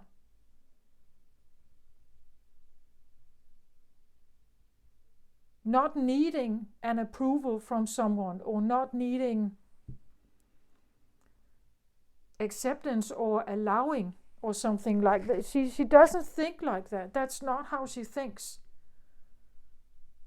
That is about the autonomy again. She is an autonomous entity, you could say, or creation. But for some reason, thinkers like this have been put down, right? They can't, that is a threat in some way. And yeah, she can become very ugly and very aggressive and dangerous, but only if you push her, right? Only if you tell her that she cannot be like this. All she wants is to exist as she is. So she will probably never marry. You know, she's a free thinker, free spirit. She will probably never marry, maybe never have kids, maybe choose a certain lifestyle. Maybe she becomes very spiritual, maybe she has her own business. But you can't tie her down. That's the point. You can't tie her down like this. And I think this energy has been, like whoever embodies this, it has been tied down.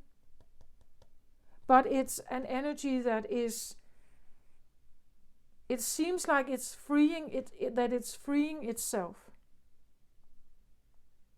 with a sense of self-love. But you see, if we go back to the story with Zeus, who cut these two in half, like if we somehow have to put them together again, both of them have to be autonomous in the sense that they have equal say. Otherwise, this is going to be like an inner war between them. Like twin flames coming together, having union in harmony. This is rare. It takes a lot of inner work to make that happen. And none of them can ever have this. Like none of them is accepting this kind of overwhelm and defeat. This must never happen to any of them.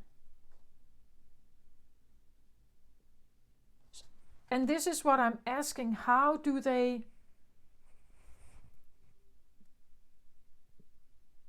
find each other here? An advice, please.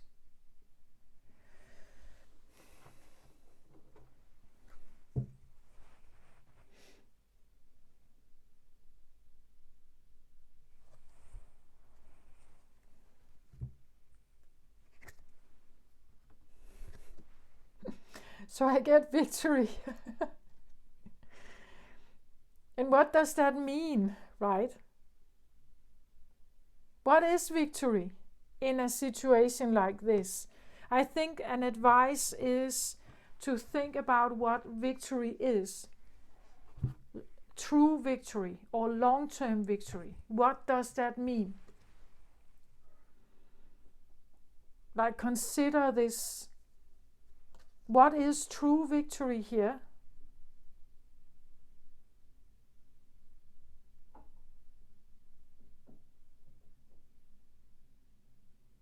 It depends on the energy and it depends on the vibration. The further along you come, the higher vibration you get. I believe it's going to be the love frequency that eventually is bringing them together. And then it may feel like there is some sense of victory.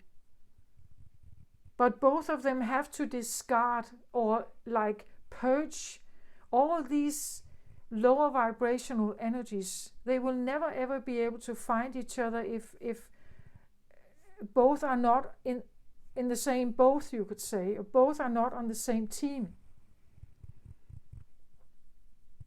Victory is a product of the 3D matrix. Victory and defeat. But you see, as I just said, defeat is not an option, like, for either of them, right? You have defeat, but the one you have defeated is maybe at the same time your greatest love. So what kind of victory did you actually have? It's an ego victory, right? That victory has to do with ego, not the heart here.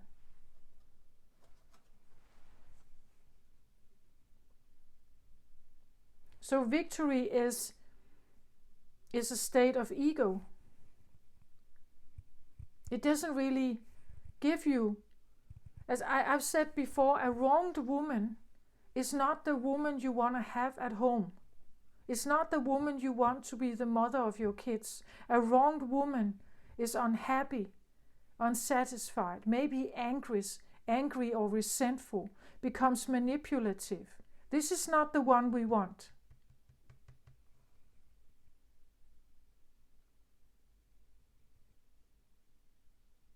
Right? It's not the one we want. As a kid, this is not the mother you want. A sad, defeated mother here. This is not the mother you want. Occupied with her own sad emotions. It's not the wife you want to come home to. It may give you a sense of victory, but this is not the woman you want to come home to.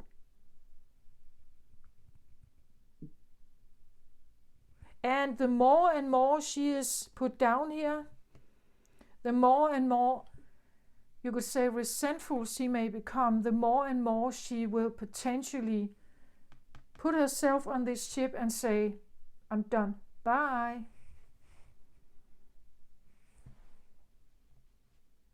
And then you can go out there and try to find another woman you can have this victory with. But it will be the same thing. Believe me, it will develop. The exact same thing will happen again. You're repeating the story.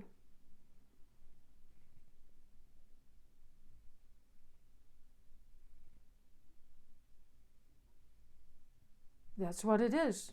It's an ego victory, short term. And the victory, what it's fueling here, is your ego. It's not fueling like a union with a twin flame with a strong heart connection.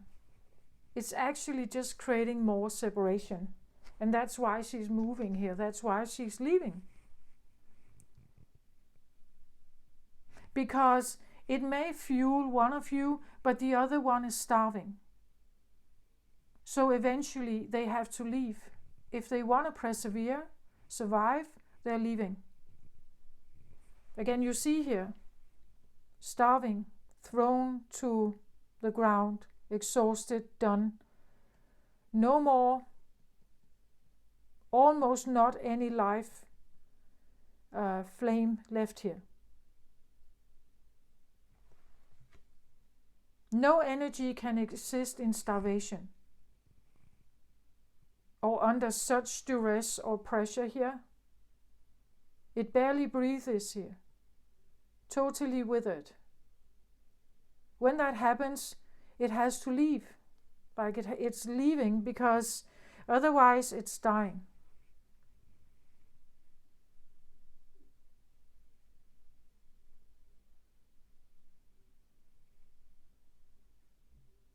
And it's dying alone. Nobody's coming for the rescue. The one who put in the swords here doesn't come and rescue this one. That's also what she figured out. That she's on her own. So if she wants to survive, if she wants to have a different outcome, she has to do something. And this is the Ten of Swords. It's like, enough is enough. I'm done. I'm out. Taking no more bullshit. No, I'm leaving. I choose the life that I desire. This is no longer like in union. Like, this is not a marriage. This is leaving the marriage, or knowing that I'm alone in the marriage. And I feel like this. So this is a contract, a marriage or a union that I can no longer be part of. It's exhausting me. It just puts me down. And I'm alone with my pain here. So I'm leaving. I'm out.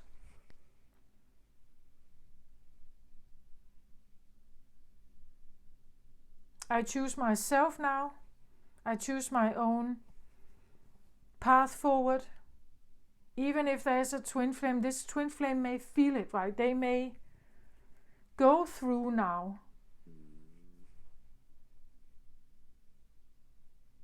the feeling that something is leaving them, that something is no longer present, that something that there could be this feeling of like a telepathy that is lost, or like you feel that something is happening in your heart, like it becomes numb, or there is no,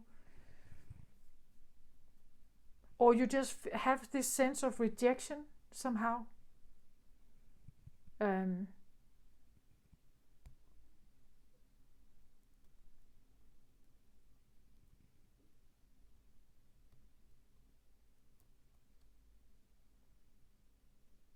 Like real, true victory with twin flames has to do with self-love. It has to do with the healing of the heart on both sides.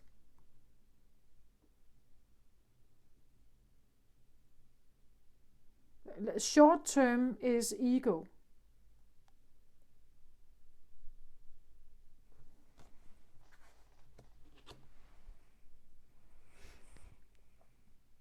I took this as an advice card, and I think it has to do with the word victory. What is victory? The advice is to look at that word. What is victory on both sides? And when you have so different goals, you could say, or visions of victory, how can you make them understand each other?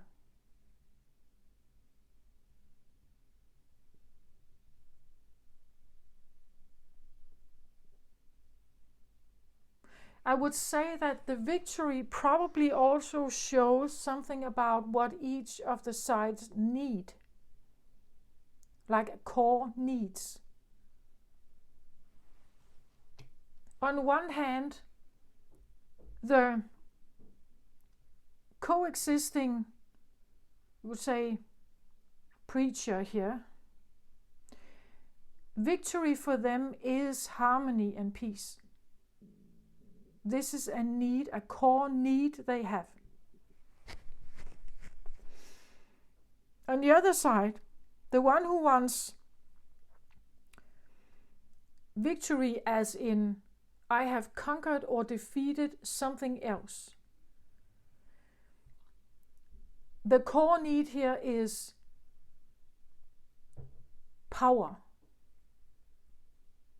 strength, power, proof of power, proof of strength. But acquired on someone else's part, you could say.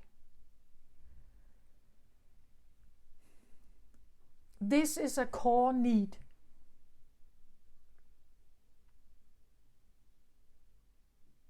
So there has to be a willingness to accept each other's need.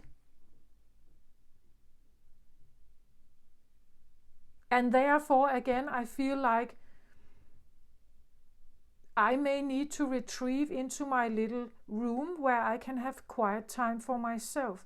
I may need to go and exercise and climb the mountain, because otherwise I can't find that proof. You know? And then we sit down at the dinner table and have our cake, you know? And then we may, you know, find these ways of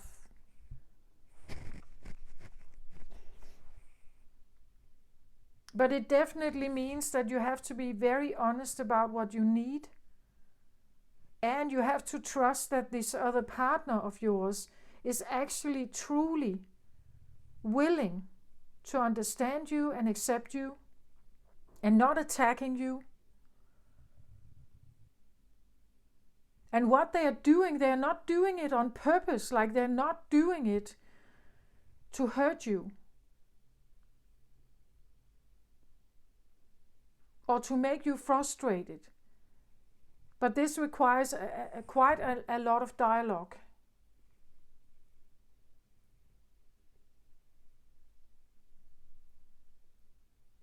And I see why so many people can, you know, divorce and you don't even have to be in a twin flame relationship for this. This is playing out in other relationships as well.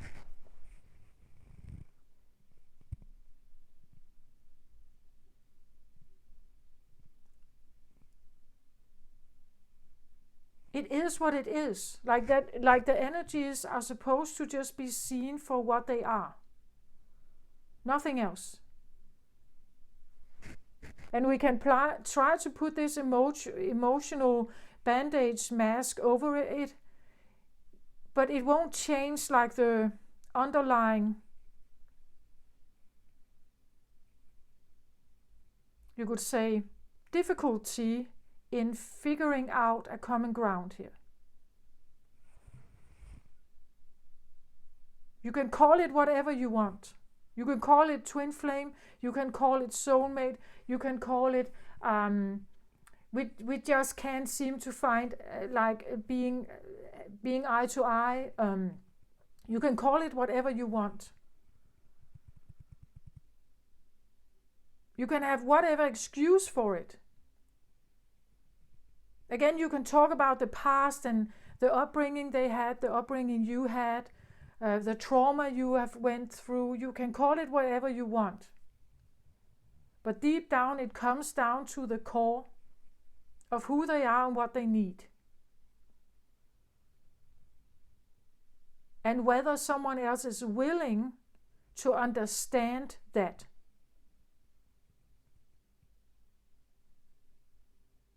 Willing to see the value of it.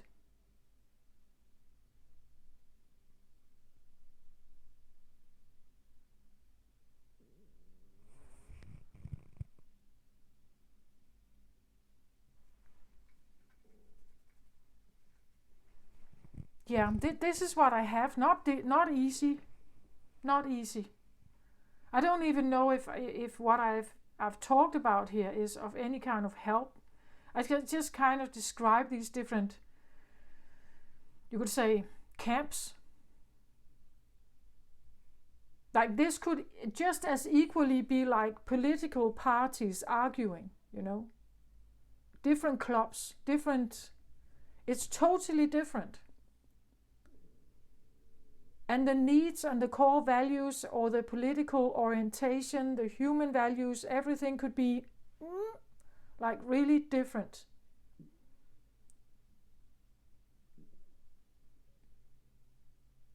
So first of all, a willingness to see each other. Maybe that's not even there. Again, as I said, he has turned his back. Like there has to be a recognition of each other.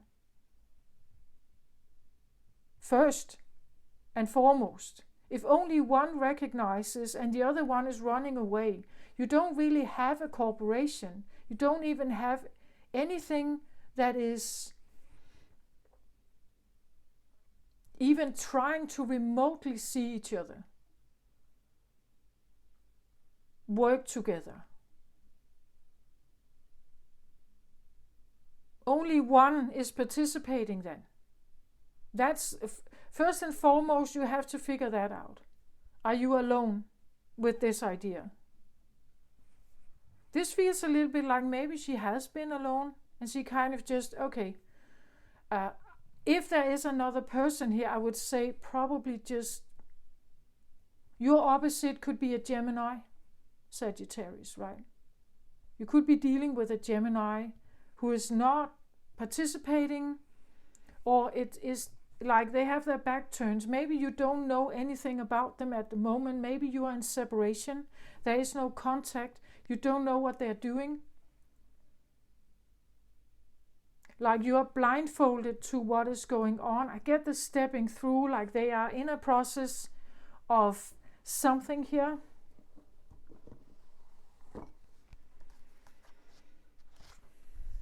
Let's have a look. 47 here. Stepping through.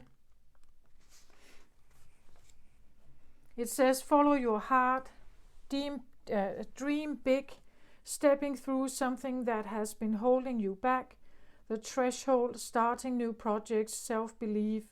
It is all possible, the road less traveled, and trust. So well, maybe they do feel something here. Maybe they do feel that something new is perhaps something has been holding them back. They are stepping through something. You could be stepping through something that has been holding you back, maybe here. That it is possible.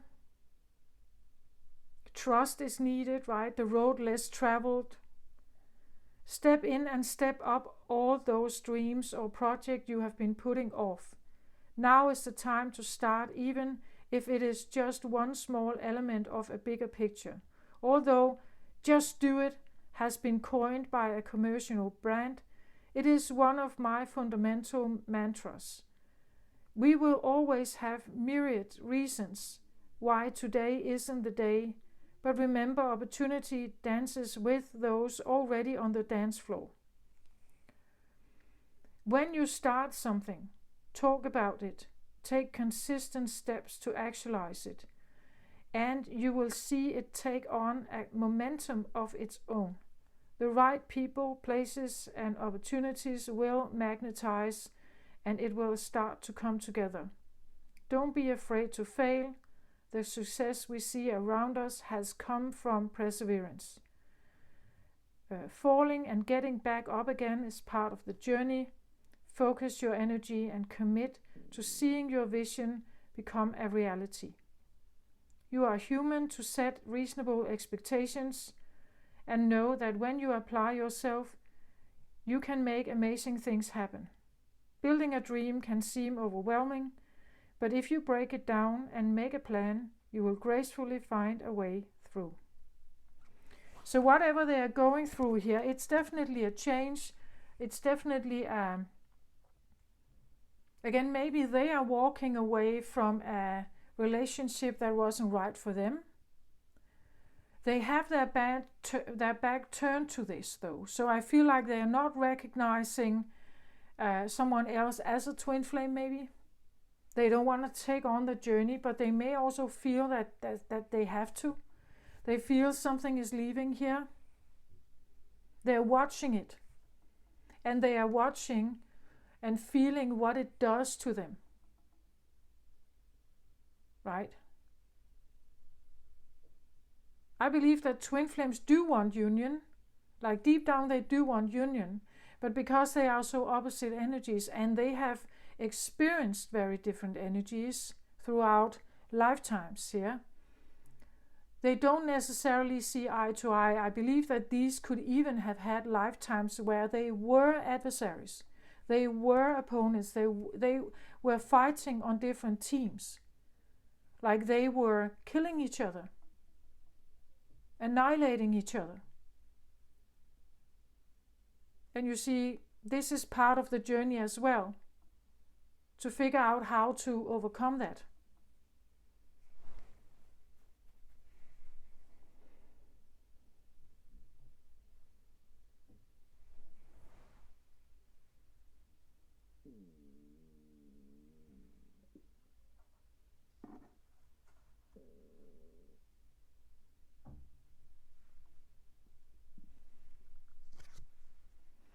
So I get, like I wanted another card on the Six of Air, I get Page of Pentacles here.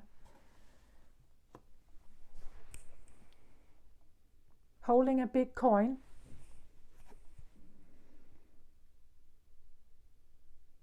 Again, I see a bit of the same thing, like he stands here with his treasure box, right? He stands here with his treasure box. But this is a page now. It's like a reduction. He's not a king. He's not an emperor. This is, and that could be what this feels like. When something is leaving, they are regressing. Like they become like a child. They hold on to their toy, but they also see something leaving here, you know? Stepping through is not necessarily easy. And the Six of Air here suggests, you know, like, yeah, leaving tumultuous waters behind. So I regress, or I go back to a state that was more familiar, or maybe calmer. Maybe someone is reminded of a loss here. A loss where all they had to hold on to here was their coin. All they had to, that they could rely on, or they could, you know, connect with, was the coin here. We do have a peacock here. But it seems like it has turned its back to him. It's so beautiful, but he's not even looking at it, right? It's right there. But he's not even looking. He looks out here with his big coin. So even if it's available, even it's right there, it seems like he's not seeing it. He has his focus on the coin.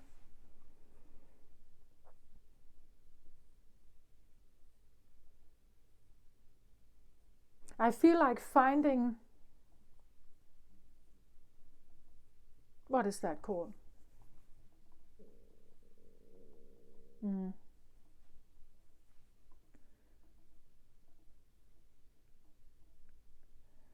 Finding release in work.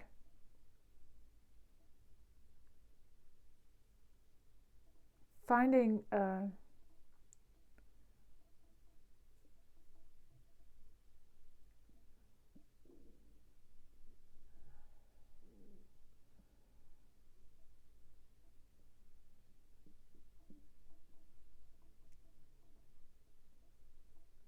and is that what happens actually? I've been thinking about this a little bit. Like if the woman becomes angry, What does the man do sometimes?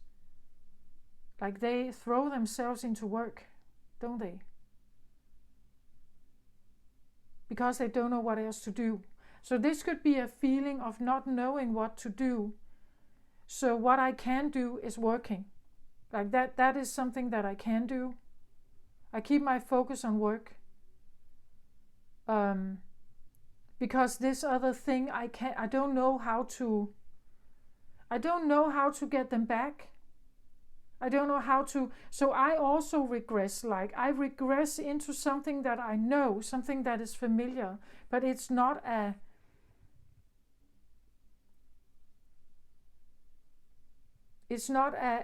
helpful state necessarily. So this could be what happens, like if they don't know how to deal with an angry woman here, they walk away and they work.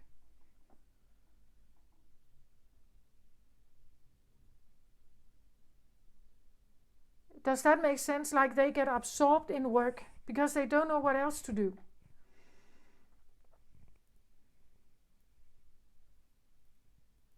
Again, this is a very difficult thing to solve here. The energies here are very difficult to deal with. So if I don't know how to deal with it, I can walk away and I can work. I can commit myself to work. But I get the page, and this tells me something about like a child, like maybe a child, like so like a survival mechanism, something you did maybe as a child. Like this is what you did. Maybe you walked away. You decided that I could at least work in the garden, or I was tending to the cattle, or then I got out of the problem, but at least for a moment. So I just got myself to concentrate on the work instead.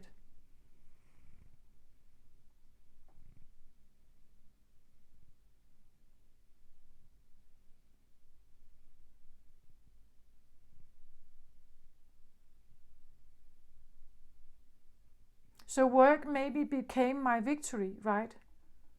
Work may have become my victory here, over here. If I could somehow get enough coin, that would at least be some kind of victory for me.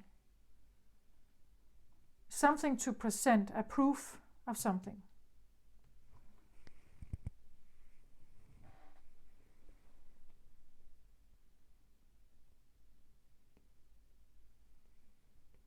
So I feel like this is like a step on a twin flame journey.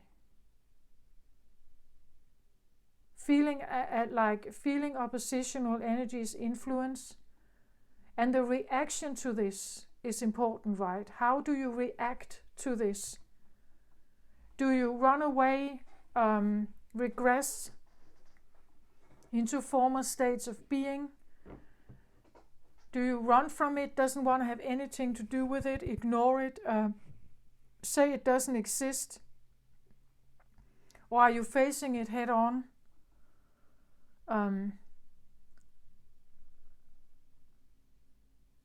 Sometimes twin flame energy it's not even your type. Like the person that you're standing in, it's not even your type.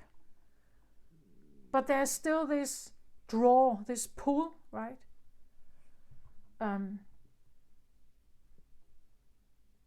They could embody, they could look in a way that you don't even normally like. Like they could have another religious belief, they could be older than you or way younger than you. They could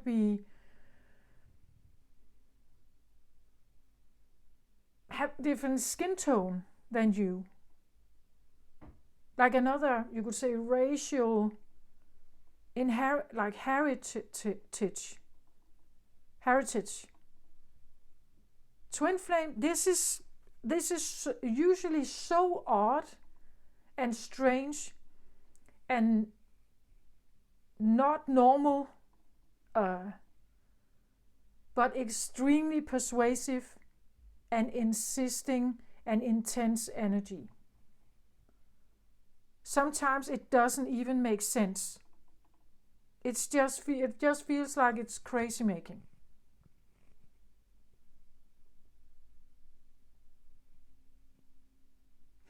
Maybe you are dealing with an energy like that, Sagittarius, I don't know. But if it's coming up like that, and I woke up to these energies debating already in my head, I feel like when I was waking up, it felt like this is what I'm supposed to talk about for you, right? And this can be an unsolvable dilemma, like an unsolvable equation.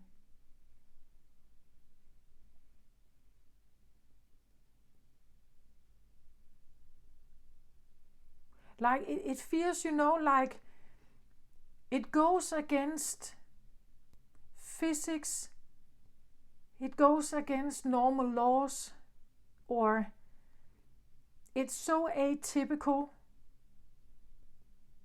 it's divergent, it doesn't make sense actually.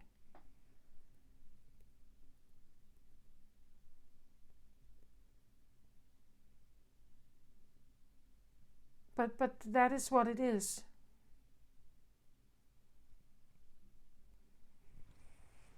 I hope this helped somehow, Sagittarius.